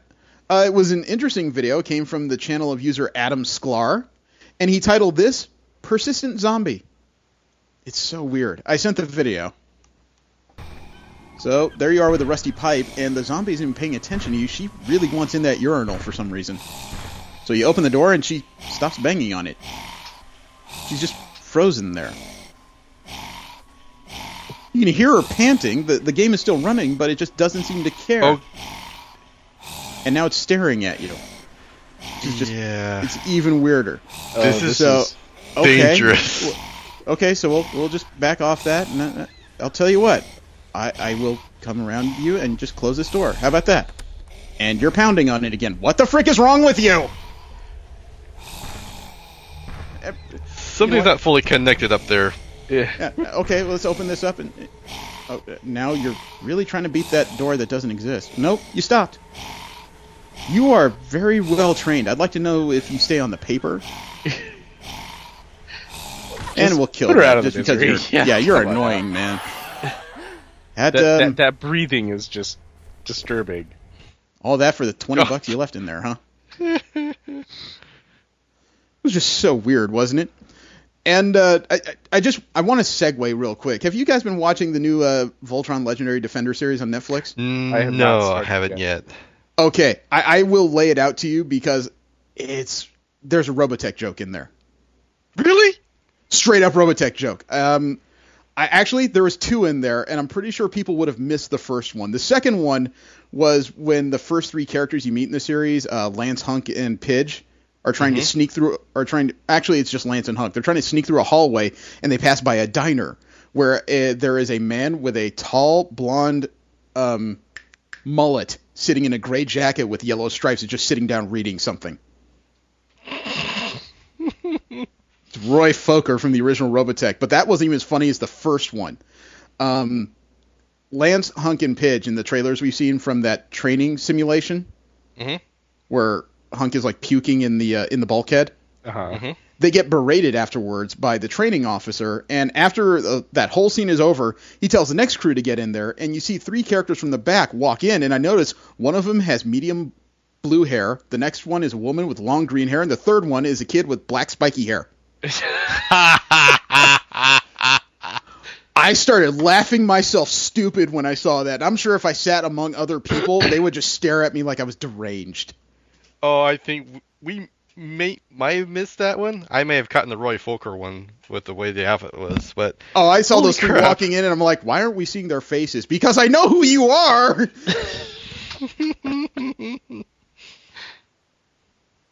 Oh God, it was subtle, but it was brilliant. All right, next up in the WTF corner, Japan has some interesting ideas when it comes to food, but there's one shop that apparently has a very infamous ramen in the country, and it's one I would have trouble eating. Let me see. The shop in particular is called Oiwate. Oiwatei. Oiwate. Doesn't attract a lot of attention from passersby. It looks like a hole-in-the-wall style place, right? Okay. They have a tonkatsu pork broth, but they make it so dark and thick it doesn't look like a traditional ramen. They call it mud ramen. It is a broth so thick you can make a spoon stand up in it. Oh wow! Really? Yes. I've been staring at this picture. I'm going to send you the link to the story right now. I found it on rocketnews24.com. And while I find it interesting and I kind of would like to try it, unfortunately, this particular mud ramen looks like what ramen comes out as later after you're done eating it, frankly. So I'm having a little trouble getting past the visual. Oh, wow. You know, I can see the noodles there in the pictures. I see the green onions. It looks like a really thick broth. And frankly, you know, the broth is one of the best parts of a good ramen. I see the seaweed. I see the seaweed back there. This looks good, but at the same time, it doesn't look good. You know what I'm saying? Yeah. If I ate that, someone else would have to buy it because then I'd feel obligated. If I bought that, I'd just kind of stare at it. Again, I'm interested in trying it, but it is a hard visual for me to get past. Because to me, that's what it's supposed to look like in about 2 hours, not right now. And, Japan does not have an embargo on weird food, because Burger King has apparently been investigating an interesting crossover with their own food. According to Grub Grade, there's a mashup menu item they've been working on. Cheese, meat, lettuce, tomato, onion, pickle in a tortilla. In a tortilla? Yep. They're officially investigating the Whopperito. Interesting. Well, I mean, Taco Bell already did the bacon cheeseburger burrito, so... Hey, look, I am not saying it's impossible. I'm not. It's entirely possible, but... What? It just sounds really bizarre, you know what I'm saying? I'm not a Burger King fan to begin with. If you told me there's a Big Mac burrito out there, yeah, I'd probably check it out at least once just to see what it's like. A Whopperito? Don't cross the streams, buddy. God. Do you guys remember Colin Furze? No, who's that? He is the psycho we saw a video of recently who made his own thermite cannon. Oh, God. Well, name. Yeah. Well, he decided to have a celebration. He decided to celebrate his 3 millionth subscriber on YouTube. And he did that by he did it by creating a death disco ball of fireworks. 58 boxes of fireworks, all wired to go off together. Do we want to see what that looks like? Yes. Sure. Why is it one of you sounds excited and the other one just sounds worried? I just, yeah. Okay. Let's see what it looks like when 58 boxes of firework goes off at once. I sent the video. 3 million subscribers. Oh my God, that is an excited Brit. Look at that thing. The firework Death Star. That is ridiculous. Dude, look at that rig. Mounted on a crane. Fireworks, they're all electronically wired together, so they're all going to fire off at the same time. Where does he get the construction equipment for this? Do these let him use it for pro bono? He probably rented it. If he has 3 million subscribers on YouTube, most of his videos get at least 1 million views, which means he's making money just being an a-hole engineer on YouTube. And he fired it. And he's running. What the hell? Okay, I want to be running too. Holy crap! Quickly, you must use the Death Blossom before the Galactic Empire takes us over. Dude, it's like Holy hitting Jesus. the ground and exploding again. I know. That is crazy. Don't stop running, dude. Yeah, dude, I would keep going. Holy crap. I'm pretty sure this is what Justin Bieber sees every time he looks in a mirror. What, smoke and mirrors? A whole lot of flash and not a lot of substance, I mean. Oh. Wow, he almost got run over by that one. Yeah, that was close. Some of these ricochets were a little frightening. 4 million next? What do you think he'd build if he gets to 4 million? I don't know. Look at this, people! An I built a actual working Death Star? Illudium Pew 36 space modulator.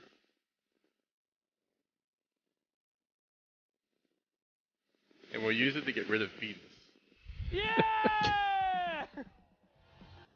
My eyes would be so dilated after that. Yeah. Oh God, yes. Congrats to him, though, man. Oh, I 3 love million that, is a that good t-shirt, mark. though. With the, I'm not safe. And I have want to get that and walk around cons with it. and I have one more story here in WTF. I found a Reddit by a Tumblr by accident. I was just kind of poking through my social media and somebody sent me something. And believe it or not, there's an entire Tumblr dedicated to out-of-context D&D quotes. Shoot. So what I decided to do is I might make this a regular part of the show in the WTF I'll just read like the latest 10, just so I don't dig back too far. How's that sound? Okay. Okay. All right, so these are the 10 latest out-of-context D&D quotes from outofcontextdnd.tumblr.com. The first one is, quote, "And they said her lance grew 10 feet that day," unquote. Okay. As soon as I read that, I heard... large spell? Yeah, as soon as I read that, I heard myself say it, and I'm just like, wow, that could be taken so many ways in that damn narrator voice. Let's see. Next up, quote, "Listen, maybe the mermaid just went through a difficult divorce, and that's why she doesn't appreciate your attempt at flirting," unquote. Oh. The next one actually has a quote as to who said it. Cara Barrows, Crusher of Skulls, said, quote, "You can call me Care Bear now," unquote. Okay. Let's see, number 4 out of these out-of-context D&D quotes. "You feel your cerebellum being fluffed into a pillow by the myconoid ghost." What? Whoa, what the hell? I said that, A and I mushroom don't understand. ghost. No, mycinoid. Yeah, MYCANOID. Yes, myconid. It is a mushroom creature. Yes. Okay. Let's see, number 5. "Look, I'm like 90% certain it doesn't count as breaking the never cut a deal with a dragon rule if you work for an organization that's run by one." Dude, that was some weird mental kung fu, dude. He threw a kick at that one. Tempting fate. No. Number 6 would be tempting fate. Quote, "Can the eagle stabilize him?" unquote. That almost sounds like our gaming group. No, Freebird, don't use the triple overhand stitch. That's awful. Okay, the next one actually sounds like something I've been a part of. There was apparently a monk that was fighting a T-Rex. I don't know the story behind that. But the quote is 8 words. "It can't bite me if I'm inside it." This is true. Steve, this is something you would try to do. This is true. Let's see. Number 8. These are the latest quotes off an out-of-context D&D quote Tumblr. And it says, "Just to clarify, when you say giant chicken statue, you mean a statue in the shape of a chicken, not a statue made of chicken, right?" Context is important for the DM. Context is important. This is important for the players, though. Well, it's important for the DM to get the context right. The next quote was by a ranger bounty hunter, and I think he may have mixed up a couple of words when he said this, although this is a perfect thing for this particular Tumblr. Okay. "If you do me an injury, I will crush you, ruin your name, and salt your wife." Are you making wife jerky, or were you just particularly hungry that day, or did you mean salt my life or my land? Either way, you're a dick, Steve. And the last in the 10 latest out-of-context D&D quotes from this Tumblr. "I'm still known as Big Huge in some circles." Okay. Again, I'm assuming with the enlarged spell. Yeah. "Beef McLarge Huge. Stack Fizzle Beef." Stuff like that. I don't know. Oh, God, I'm going to go to that a lot, I'm sure. The subject of the week is all new Captain America 1 through 6. We decided to go to a flashback of this 2015 series because it occurred to us last week that even though Sam Wilson has been Captain America for a while, we haven't read any of the stories that were focused on him. The art was by Stuart Immonen, the writer was Rick Remender, the inker was Wade von Grabadger, the colorist were Marte Garcia with Eduardo Navarro, and the letter was Vic Joe Caramenga. This would have been just post the period where Steve Rogers had an unfortunate run-in with an enemy called the Iron Nail from China, who drained all the super soldier serum out of his body, so it looked like there was going to be no way, without some weird cosmic hoo-ha, that Steve Rogers was going to be back and able to wield the shield. So after a short process and a couple of adventures, he picked his longtime partner, Sam Wilson, the Falcon, to be the current Captain America. Now, I got to say, when I first heard about that concept, I read the issues when he picked Sam Wilson as Captain America, and my first thoughts were, why? Sam Wilson in comics, he's only ever had one superpower because the Red Skull decided to mess with him with a cosmic cube and made him telepathic to birds, which sounds laughable. Other than that, he's perfectly human, and as some people have seen in the movies, he has a special harness that allows him to fly in the shape of wings. It just seemed to be like the least superheroic choice at the time. But after reading issues 1 through 6, I am a believer. Intense. I am a full believer in Sam Wilson as Captain America at this point. Let's start off with the easy part. The art in this story is unbelievable. Yes. Stuart Immonen went way over when it came to this. My expectations for the series were moderate, and if it wasn't for the black pencils in it, I'd almost swear that he painted half this crap. You know what I mean? And I know part of that is just the inker, the colorist doing their jobs. He only did the pencils, but for frick's sake, these pictures were so beyond gorgeous, and they were that perfect mix of... They were the perfect balance of realism and unrealism. The types of images you need to sell comics balanced with the types of images that make you feel like you were actually in a place or looking at a person instead of a caricature. You guys got anything to add? Say it, please. Yeah, no, it was amazing. And the first couple scenes, I almost laughed myself silly because you got a little bit of background into the type of person Sam Wilson is at the beginning of each of these 6 issues. And his story is much harder than I ever knew. His father dying trying to stop a robbery, his mother being shot just while coming home to feed her kids, and he had to basically raise his 2 siblings by himself. That's messed up beyond messed up. That's hard. Yeah. I never thought I'd hear an origin of a superhero that makes Bruce Wayne sound tame. But for frick's sake, it's almost amazing that Sam Wilson didn't dress up in a giant bat costume, for frick's sake. The first couple pages, though, of him diving into that jungle crevice, that's an incredible splash. I kind of like that as a poster. That's a nice single image to just bring you into Sam Wilson here. And then it's juxtaposed on the image at the bottom of number 4 of a dejected Steve Rogers and his aide Sharon Carter sitting in a boat trying to enjoy the day while he just does the mission. Yeah, Cap's gonna be a very bored man. Backseat driver. I know, totally. The first few images of him fighting with Hydra and discovering what it's like to fight with a shield, those were some interesting panels. It did feel like you were there in the midst of his learning curve of trying to understand how to use this vibranium shield. Yeah, especially when he was flying through there, he's doing all these, chip shots and everything else. I'm going, dude, he's doing pretty good, almost as good as Cap, and then he gets in there and just totally whiffs that throw. Oh yeah. What was that? That was on page 9 of the first issue. And it was up until then he was doing really impressive. He bashed through that window in the underground complex, which, by the way, on issue 8 looks very much like as Captain America, 70s, 80s evil villain's Tower lair down there in the magma. That was awesome. And I'm not sure if that was intentional or not, but I just kind of laughed at my own nostalgia. But yeah, when he crashed through intentional.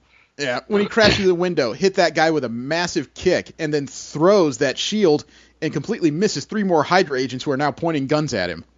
And they just stood there like, really? He missed? Yeah, I know. The Hydra guys just starts to go, dude, you totally whiffed that. I was sitting there going, wow, this guy's talking a lot. And I especially liked as soon as they stop, the shield hits the ground, they just look at him and say, man, you missed me by a mile. And like Steve said, one of the Hydra agents was awfully chatty. Then he just does a casual throw with a shield. It rebounds, knocks out the other 2, and it turns out that's Cap's son from Dimension Z, Ian Rogers. Yeah, currently known as Nomad. His real name is technically Ian Zola. He's a genetic creation by Arnim Zola, who was found his own dimension to rule at the time. Now, correct me if I'm wrong, but at the bottom of page 11 there, was that a joke or was that intentional? I don't know, because What, the Bob? fact that his name was Bob, I was just like, is that? No, because Bob was not his real name. It's just what Deadpool keeps calling him. I know, but I'm trying to figure out if that was a joke by Rick Remender, that there was a Hydra agent named Bob that was knocked out in there. Because we've read a few of Rick Remender's stories, including like Uncanny Avengers. He's usually studious enough to know that Hydra Bob's name is not Bob. You know what I mean? Yeah. But it wouldn't be beyond him to stick a joke in there. It's like, look, they knocked out another Hydra agent named Bob. The fight in the middle of this issue with Batroc the Leaper, that's a hell of an introduction to a classic Captain America villain. Yeah. Oh, yeah. At least he doesn't look like he starred in a recent episode of Barney and Friends anymore. That purple and gold outfit he used to wear, now he's wearing something that looks like a French Benedictine monk. It's a nice compromise, let me put it that way. And even though Batroc has no superhuman abilities, he's always taken a guy like Cap, who has peak human abilities to its limit. You had to wonder how somebody like Sam Wilson was going to match up with that. Because Sam doesn't have any of that, but the thing that takes him apart is that he can fly. Yeah, he really kind of gets that velocity adding on to it. Mm-hmm. What do you think of that final choice he had at the end when the two of them were hanging over the magma and he tried his best to save Batroc? Is that a good call, or? I think he's trying too hard. I think he's trying to live up to something that really isn't necessary. I think that's the important distinction of this character, though, is that he is trying hard. Yeah. A lot of people just kind of downplay this as the diversity Captain America or the quarter filler Captain America, and he could have taken. Isn't that what Batroc keeps calling him throughout the entire fight? That's what a lot of people keep calling him through the story. Issues, yeah, we're just like, he's not Captain America. What the heck? Yeah, and the thing is, though, I almost appreciate this choice, especially in this current era where Marvel comics are kind of dark and DC's rebounding from its morose, New 52 period, that there was a superhero in 2015 who was actually doing his best to save everybody. And again, he doesn't have the advantages of any sort of superpower beyond telepathy with birds. If he's going to save anybody, he's got to do it with his own two hands. Yeah. I mean, it was a... Man, these six issues were just intense. Mm-hmm. Yeah, I mean, towards the end of that first issue, when they're trying to rescue the boy from Hydra, and then Cap and Nomad are blown into this weird cathedral, and it turns out that the cathedral is inhabited by the current Baron Zemo, Sid, the Red Skull's daughter, Cobra, the Taskmaster, the Armadillo, Baron Blood, Madam Viper, and Crossbones. Yeah, I was like, I just saw that and I was just like, oh, he is so screwed. Yeah. Yeah. Again, a guy with normal human strength and endurance has to take on 8 of Captain America's worst villains. And when I say worst, I don't mean bad concepts. I mean, these are the guys who always took him to the limit, if not nearly killed him. I saw that at the end of the first issue. I'm like, well, trial by combat. Yeah. The only way to the wolves right away. Dude, the only way that could have ended worse is if Nomad looked at him and said, "Okay, Sam, now it's Pon farr." Dude, all the weapons that Nomad kept pulling out, I was just like, are those Star Trek weapons? That mace of his is what he's had since he came back from Dimension Z. That was like a more or less, I don't want to say standard, but officer weapon from where he came from. Ah, okay. The second issue, they after the flashback of telling more of Sam's origin story, God, did they start heavy, man. They didn't start throwing punches. They were already in the middle of it. Yeah. And Nomad makes a pretty good sidekick. As arrogant as he is, Fricker can throw a punch. But early on in that issue, when they find out that Zemo's headquarters is in Bagalia, which is a fictional island where there is no law, and he has to try and save this kid that he pulled out of the Hydra installation, and the person chasing him is goddamn Crossbones. Yeah. Yeah. I liked how they alluded to the fact that it's like middleweight versus heavyweight, just not going to happen. Oh, I know. Yeah, and when they find out the kid isn't a hostage... No, he's a collaborator. I suspected that. I was suspecting suspecting that because of one piece of dialogue he did. But I was expecting that. This is the point where Sam Wilson as a character really started to get sold on me, because all the injuries he took from this point, when the kid shot him in the shoulder, all the way through to issue 6 and the very last page of it, and the man, even though he was getting beat to crap, he never quit. No, ever. Yeah. I mean, quitting never even really came into his dialogue, other than his hope that his legs wouldn't give out. I was thoroughly impressed. Yeah. And Crossbones looked like he had him completely overmatched, to the point where people found out he was on the island and they were televising the fight. Yeah. When it went into that room full of other models of Hydra bases, that was a fun bit of nostalgia too. It was almost cathartic the way they were smashing through different Hydra bases fighting each other. And dude, what was it? At about page 12 of the issue, when Crossbones has that knife pointed right at his eye and he's barely holding it up. Oh, yeah. Mm-hmm. And then he had to make the choice with that gun, and he nearly did it before some weird masked woman intervened and just kicked Crossbones' head almost clean off. Picked up the shield and ran out with it. I was wondering about that scene when he pulled the gun. It's like, is he really going to do it? Is he really going to compromise his morals? It's like, oh, nope, someone else did it for him. Yeah, it's kind of the standard entertainment Sophie's choice, but he didn't have to make the choice. Personally, I think he would have done it. Yeah, I think yeah, he me would've too. I think he would have too. And I'm not saying to say that he's a wuss. I'm saying that because there was no other option than to kill this man to save potentially millions. Mm-hmm. And I think he understands that. So we find out that the mystery woman is Misty Knight, the occasional lover of Iron Fist, the occasional helper of Captain America and various superheroes. And just when Sam's about to call in help, she smashes his communicator with her cyborg arm. And she says he can't trust anybody, that there may be moles in S.H.I.E.L.D. Moles in S.H.I.E.L.D., moles in the X-Men, moles everywhere. The Avengers? Yeah. Yeah. Thing is, when I heard about that, all of a sudden, what's happening with Steve Rogers now, they really alluded to this very early. Maybe. Well, it's been said that Rick Remender left Easter eggs for a very long time about what's going on with Captain America. And we're supposed to find out more details about that in the latest Steve Rogers Captain America #2, which comes out, I believe, this month. So I'm going to hold off my decisions on that until I read. But again, It's like you pointed out, the fact that he left this particular Easter egg way back when, it's interesting to find out that this may not be a red herring after all this time. Mm-hmm. So we get back to the Hydra headquarters, and Nomad is strung up because, God, there were 7 of, again, Cap's worst enemies in there, and just Nomad. The odds were not good. Yeah. But then at the end of the issue, when Zemo just pulls a knife and slits his throat. Yeah, I was just like, oh my gosh. He's not messing around. No, he wasn't, but if that wasn't cruel enough, he pulls out a cell phone, such as a Christmas card for Herr Rogers. Click. Oh, yeah, that was... Yeah, that's vindictive. I mean, I've seen supervillains most of my life. In near 40 years of my life, I've seen villains do all kinds of stuff. But to do that's one of those times where you actually have to sit up, stare at the page, and go, you are a goddamn prick! Yeah.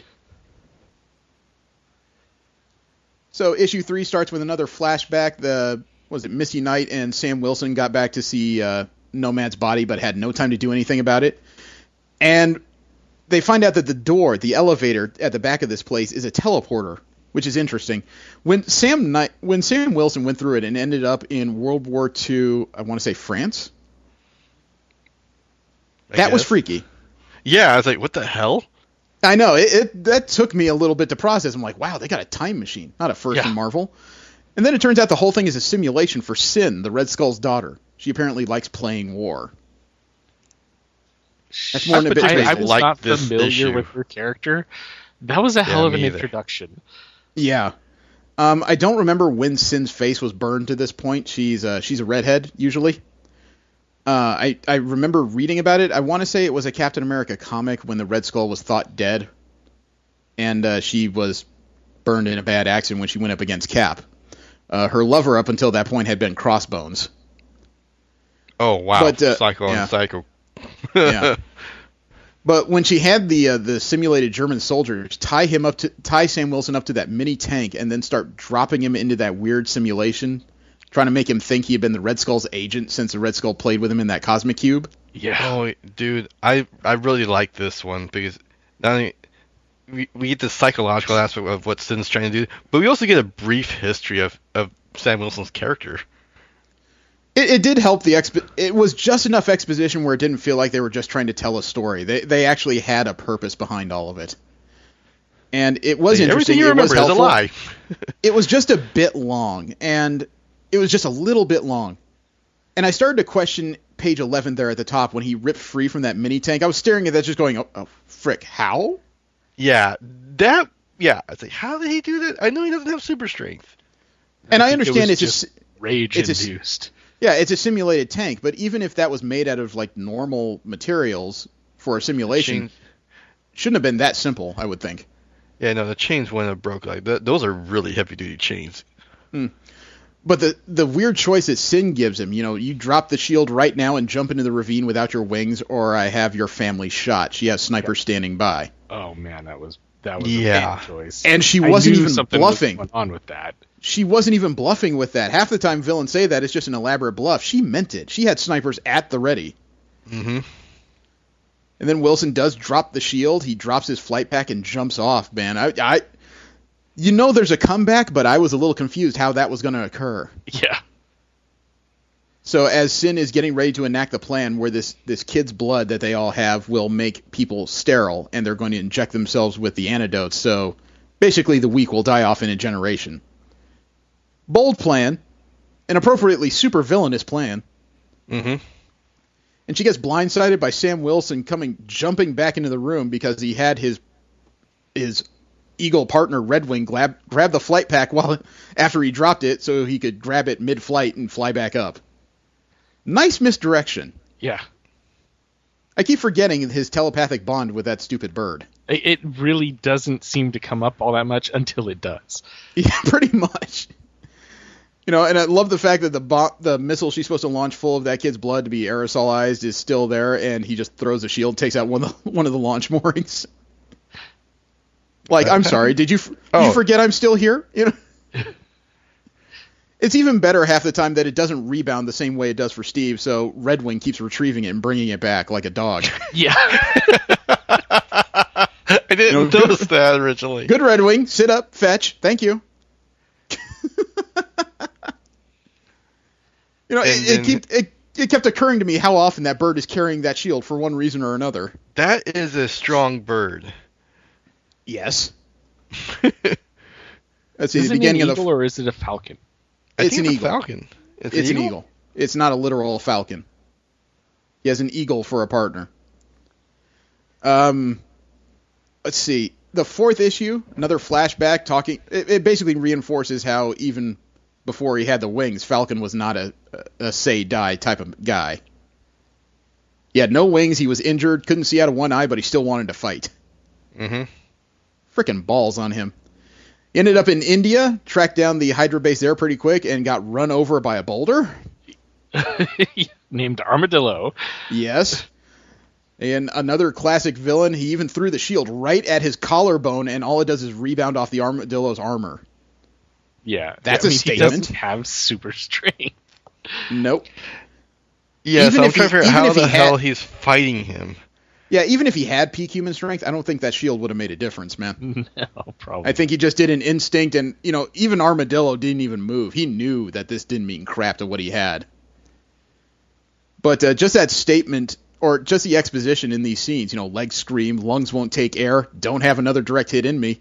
He still never stopped throwing punches and kicks until, Armadillo grabbed him by the head and threw him like a rag doll. Yeah. And then again, you get an idea of how injured he is, and Armadillo's next charge would not just run over him, but like some innocent people. So he threw down one of his vibranium wings and just uses a backstop. I think he backstopped him because it doesn't look like he rolled over him. It looks like he rebounded. I mean, holy frick, man. Balls of stone on this man. Yeah, I mean, he's got... the wings are vibranium, right? Yes.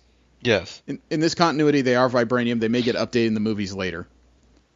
After all, they just made friends with a panther. Right. Let's see. Misty Knight takes on Viper, which is apparently a pretty short fight, and then Cobra wraps himself around Sam Wilson, and I swear to God, man, on page 10, I kept looking at what Cobra was doing to him. Some of it looked like World Wrestling Federation stuff. Some of it should be stolen by the World Wrestling Federation, frankly. What he was doing on the fourth panel of page 10, that's impressive as fuck, man. He's got his legs underneath Sam Wilson's arms, but he's bent his knees over his wrist, so he's got his arms perfectly trapped, and then he's just pulling his head back with his hands. I think he's going to take his head off. Yeah, that's an impressive damn hold. Then Sam Wilson convinces the Armadillo to once again be an erstwhile superhero, and that body slam. Yeah. That had feeling behind it. That didn't just have feeling. You might as well call Cobra Loki in that moment. He's got the colors. So Armadillo agrees to destroy his supply of that sterilizing blood, and Sam Wilson moves on to the next target. There's I thought two it was left. kind of interesting how they had multiple ways of distributing it. Well, it was a very varied plan, and technically, that's smart. I mean, how many times have we seen that, it's like James Bond movies. He disables one, then he tells everybody else how to do it. In this case, they had multiple ways to do it. Yeah. There was no crop duster in India. Yeah. The weird rocket in Sin's volcano base. And then, we find out that the one that Baron Zemo himself is guarding is a ship full of fleas that has the kid's blood. Yeah. Fleas and brilliant. ticks. Yeah. So, and because of what Zemo did to Nomad, Cap wants that one. He wants to take that fight personally. Oh, yeah. And he took it seriously when his first shot was Crossbones, and Crossbones gets the edge of that shield in the bridge of his nose. Yeah, I think he might be out for a bit. Yeah, Sam was not effing around in that one. He took on Zola, who is a really good martial artist in his own right, and the fight was so back and forth, it was impressive, but as soon as Sam gets the upper hand, he realized he forgot about the damn rocket with the kid. Yeah. Mm-hmm. And he is, quite frankly, lucky that Zola likes to brag, because that sword he took it to the back of his head when he tried to open the canopy, that could have been it. Yeah, Wilson is lucky Zemo likes to brag. Yeah. Because all that needed to be was a stab through the heart, and this story's done. And the end of that fourth issue, when it looks like he's driving down that sword at his neck, that looks like that's it. And that's where it says to be continued. I was so glad I read all this in one story, because if I had to wait a month for that, I would hate everybody. Just everybody, man. The cliffhangers in all 5 issues of this. Yeah, no, it was like you get to the end and you're like, how? How are they going to come back from this? That's a mark of a good story, though, when you are so desperate for the next one, you would like to kill the man next to you to see if he has the copy. It was really easy to go from issue to issue, because we had 6 issues and 6 days to read it. I did this in 2. This was a fun read. Yeah. Oh, yeah, definitely. I read it all same day. Yeah. I was just like, nope, done. All right. The flashback story at the top of 5, he just became Captain America, and he's hearing somebody basically make the internet's argument, he ain't my Captain America. Oh, yeah. Mm-hmm. Yeah. That was, I don't know if they wrote that at the time, if they wrote that before the story came out. Happened. Yeah, or if that was a story of internet banter. But either way, it worked. On all frickin' levels, it worked. Mm-hmm. And the very first page of the story is Zola trying to drive that sword down in Sam Wilson's chest, and it's piercing his lungs, but Sam has his hands around the blade. Yeah. Yeah. And he's just sitting there talking himself through it like, nope, there's only one way to do this. Yeah, and he just keeps grinding his hands into it while he's screaming. He thinks, bear down, dig into bone, he means his fingers, one shot before it slips, make it count, give him the hilt. And he drives the goddamn sword hilt back into Zemo's nose. I was just dude. Yeah, that was, all the other stuff he did was impressive, but that was a particular point where I said, okay, this guy's Captain America. That's it. There's no more questions. And then questions. He gets up and he's just like, can't think about what I did to my hands. I know. This was like Metalocalypse levels of hardcore, man. And he just kept going to the next thing, and even though Zemo is beating the fuck out of him, he won't stop contacting every bird in the damn Everglades to eat all the fleas that were released. Yeah, that was a really, really clever. Yep. I was just like, oh, that I knew what he was doing when he started, using his telepathy and whatnot. His I was bird just like, telepathy. Oh, that's brilliant. Yeah. But at the same time, I was just like, no way. And Let's make sure we're doing this specific. while It's Zemo is beating the ever-living crap out of him. Yeah, and let's be specific. He may have telepathy, but it only works on avians. It's only bird telepathy. You can't contact any other type of being. Thank you, Red Skull. You're a jackass. And just when Sam looks like he's ready to give up the ghost because Zemo's about to kill him while he's still focusing, that's when Nomad comes out of nowhere and wangs him upside the head repeatedly. If there could be a cartoon bonkers sound effect, it would be going off repeatedly right now. So he leaves Sam to it while freaking Nomad is still just doing the do and having fun beating the shit out of him. So that Sam Wilson goes to he forces the birds into the ship so the kid's going down. He still saves the kid and he tells him, and I take it as a real kindness if you wouldn't shoot me this time. So Zemo's still distracted by Nomad on his comm device trying to tell the Taskmaster to launch the last rocket, to which Taskmaster basically says, look, you paid me a lot to do this, but they're paying me more not to. Because Misty Knight got to him first. What a greedy little bastard. He's not greedy, but he's a mercenary. It's what they do. They work for money. Unless you're willing to pay top dollar, they'll work for somebody else. But that's exactly what happened. Yeah, but there's some mercenaries that are, honored by contract and won't take another payment. Like I think Batroc is similar to that. No, but, Batroc only does it. Batroc does what he does not because he likes the money. He likes the challenges. He enjoys fighting Captain America. He enjoys fighting the Avengers because they're a chance for him to see if he is the best. He lives for the fight. Taskmaster, he's always been about the money. Anybody that doesn't know that right now just doesn't read Marvel. Yeah.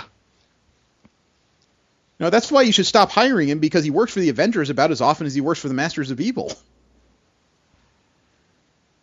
And, you know what? Zemo had no hope of winning that fight with Nomad. He was too angry. Yeah. And then Nomad just set him up for the last shield shot up the jaw from Sam Wilson. That was personal, and it turns out that Ian Rogers can survive bad damage if his armor has a certain amount of gel that was used in his creation still stored in it. I wonder how hard it is to get that stuff. I don't know, but hopefully not very, because it still looks like he's going to be needing a lot of it. Well, I mean, he was upside down for 4 hours and still survived in peak condition. That's impressive. But yeah, you're scaring me a little bit there, man. And it turns out the whole thing had a fail-safe plan where the Nazi vampire Baron Blood, a very, very old Captain America villain, had drained enough of this kid's blood to act as a living suicide bomb. Yeah, that was creepy as hell, too. Wasn't it, though? I did love the fact that Nomad and Cap are back together. They're heading for the Infinite Elevator to stop this, and as soon as it opens, Batroc comes flying the frick out like a bat out of hell. It's just like, him? Really? Well, he is French, and they do not quit. Oh, God. Yeah, he was totally French in his dialogue, too. Wasn't he, though? Would you like a creme bouche? No, but Nomad keeps Batroc busy so that Sam can go through and stop Baron Blood. Red Wing is tracking him. Blood spots the damn bird and bites it. Yeah. Oh, God. When I saw that, I was just like, no. I know. That is the Marvel equivalent of basically taking Pikachu and feeding it to something.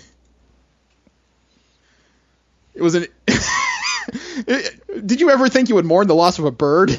I was like, okay, they can't kill the bird. There's no way. But if the only thing I could think of was like, oh, they're going to bring it back cybernetic. But they didn't. The thing is, though, what? if this was the 90s, this would be the moment where Sam Wilson drops to his knees in the rain and swears vengeance upon the life of his bird. So he has to chase his mad vampire through the sky. That shield shot to the side of the head must have sucked. Yeah. the two of them fighting through different buildings was just as intense as anything else. I mean, that was really the brilliance to this story. It stayed at this weird level of intensity where the whole time the world is at this weird precipice of holy hell. It never stopped. Yeah, no, it was truly just a, oh crap. Nomad and Batroc are fighting. Zemo's back on his feet telling Blood that he doesn't want to wait. He'll just detonate the bomb so close to New Orleans. But Blood is like, don't you know how much that would hurt? This has to mean something. It's a very strange argument for a vampire. And I love the fact that Batroc, at the end, Nomad just tells him you should consider looking where you leap. Yeah. Because he just jumped... Oh. I know, he just jumped past him into the open sky, falling multiple stories, and all Batroc can say as he's making this fall is, well, damn. That's that moment where you just know this guy's not thinking, I lost. He's just thinking, a little too high there. So there's Blood, basically at low orbit, thinking about the fun of ruling a nation of vampires. What a strange guy. Yeah. And there's Sam Wilson up there in that low orbit. Air's running out, and the two of them are fighting. And Blood, after he gets his jaw broken, blows a load of... It sounds dirty. Blows a whole bunch of that infected blood right in Sam Wilson's face. Yeah. Which sterilizes him. Holy Jesus, man. Go back to Zemo and... I'm sorry. No, I was just going to say that especially with the whole theme that they'd been going on about, with family and everything else, and then all of a sudden, you can't have one. Yeah. Zemo and Nomad are still throwing down the Citadel, and just when it looks like Zemo puts down Nomad with his own weapon, goes back to the control console, about to detonate the bomb and Captain America with it, and Zemo gets his own sword thrown through his chest. The frick, dude, they need to make this into a trilogy of movies, I swear to God. Yeah. They need to make this movie. I was just like, wait, so, what is Zemo's powers? I mean, is he like super soldier as well? Or no, he's just expertly trained. Because I'm sorry, a sword through the chest, and he gets back up and starts fighting too. And I was just like, okay, so he didn't fight after that. He was crawling across the ground after that. He had set a self-destruct, and he and Nomad apparently went up in the explosion. I say apparently because we saw nothing. Yeah. And after Nomad surviving having his throat slit, I'm starting to think a bomb might just be entertainment at this point for a guy like that. But, Sam Wilson manages to separate the bomb from Baron Blood and take him back in the atmosphere. He makes that dive, and it looks like he's finally able to give up the ghost now that the world is safe. And he gets picked up by Misty Knight, of all people. Yeah. Who not only has a ship, but has a syringe of the antidote she stole off of beating the crap out of Madam Viper, and she managed to pick up the kid with the infected blood and tie him up. Seems like a near perfect end. And find Red Wing. Yeah, with the exception of Red Wing, who now has glowing red eyes. I was like, okay, so now you have a vampiric eagle. That sounds very scary.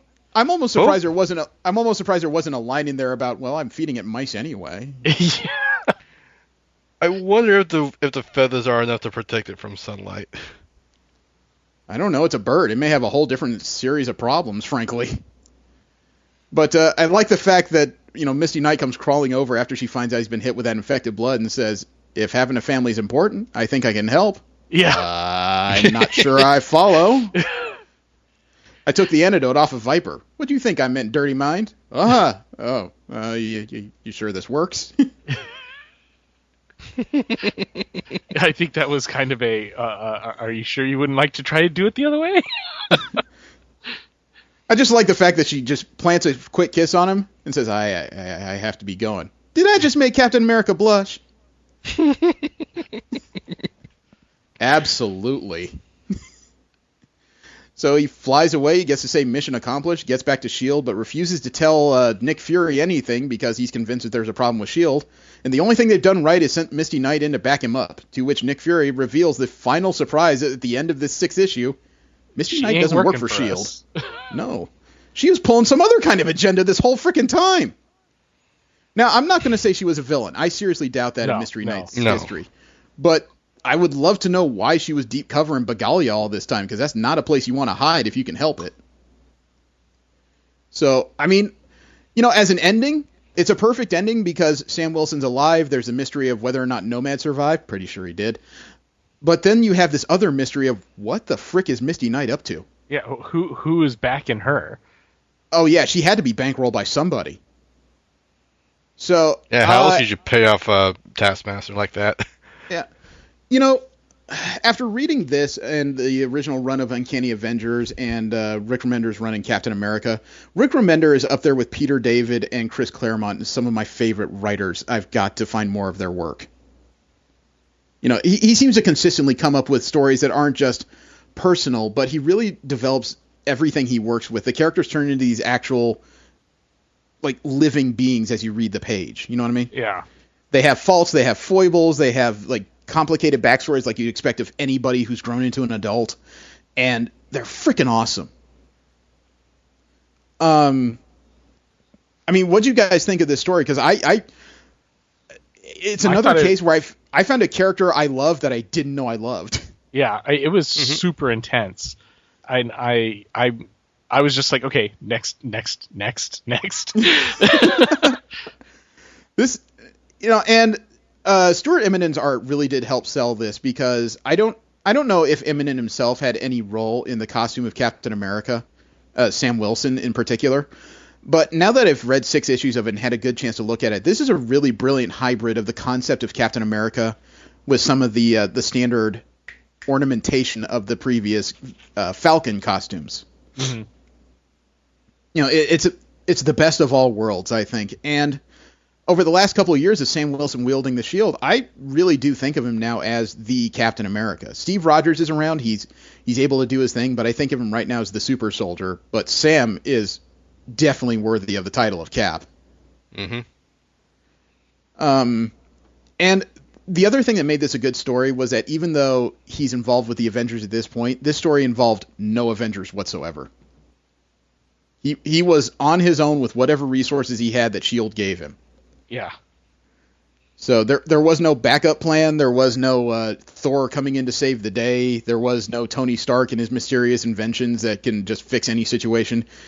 This was pretty much all one man, his partner, and as much grit as he could muster. Yeah, it was awesome. Yeah. And then going back to the whole thing with Ant-Man, and I'm trying to stand up, you know, into this, and then I'm just like, I could totally see that coming through in that respect as well. Yeah. It's slightly more violent than I would like for younger readers. You know, there was some heavy impaling and, you know, the implied slicing of throats and all that. It's a little bit intense for people under the age of 14. But other than that, it's a brilliant step-in point. It's well written so that people who have no idea about the characters, including us, we had very little knowledge of Sam Wilson. Yeah. You can pick up on it very fast. And the art is just tremendously sharp, man. This fires on all cylinders. I agree. You know, anything else you guys want to add? Because I think we've heaped so much love on this, it's starting to actually hurt my heart a little. I particularly loved all the flashbacks because it just gives you a window to how he became the person that he is. Mm-hmm. Yeah. It's well crafted from top to bottom, and it's one of those series where I'm glad I read because it looked like the artist, the writer, the colors, it looks like everybody really gave a crap about what they were putting together here. Yeah. And it was, I think, an excellent introduction. Mm-hmm. Yeah. Okay, so we need to figure out what to read next week. And I didn't have much of a plan going into it. Have you guys been eyeing... Actually, I'm going to flip-flop on that. Because I think it's time we read some of the first issues of Rebirth. How many are out right now? It's been 2 weeks of Rebirth, so there are several number ones out there. I need to pick the individual issues, but the Detective Comics story they're talking about with the team Batman and Batwoman are putting together, I'd like to see that. I've heard that the first issue of Rebirth Batman is almost a perfect reintroduction to Batman. The first issue is the Rebirth Superman is highly lauded. Wonder Woman apparently fell flat. Oh. That surprised me too. And the first issue of Aquaman just came out. So I think I'm going to pick a few of these first issues of Rebirth and just kind of load them up and see what we think on a whole. Because as much as we're not DC readers, Rebirth should be one of those points where new readers come in anyway. You know what I'm saying? Mm. So this may be a good point to figure out if we've found any good structure here. We especially do need to check out Batman since, the writer of The Vision, Tom King, is working on that story. Mm. Need to see if he can turn Batman into something a little more relatable.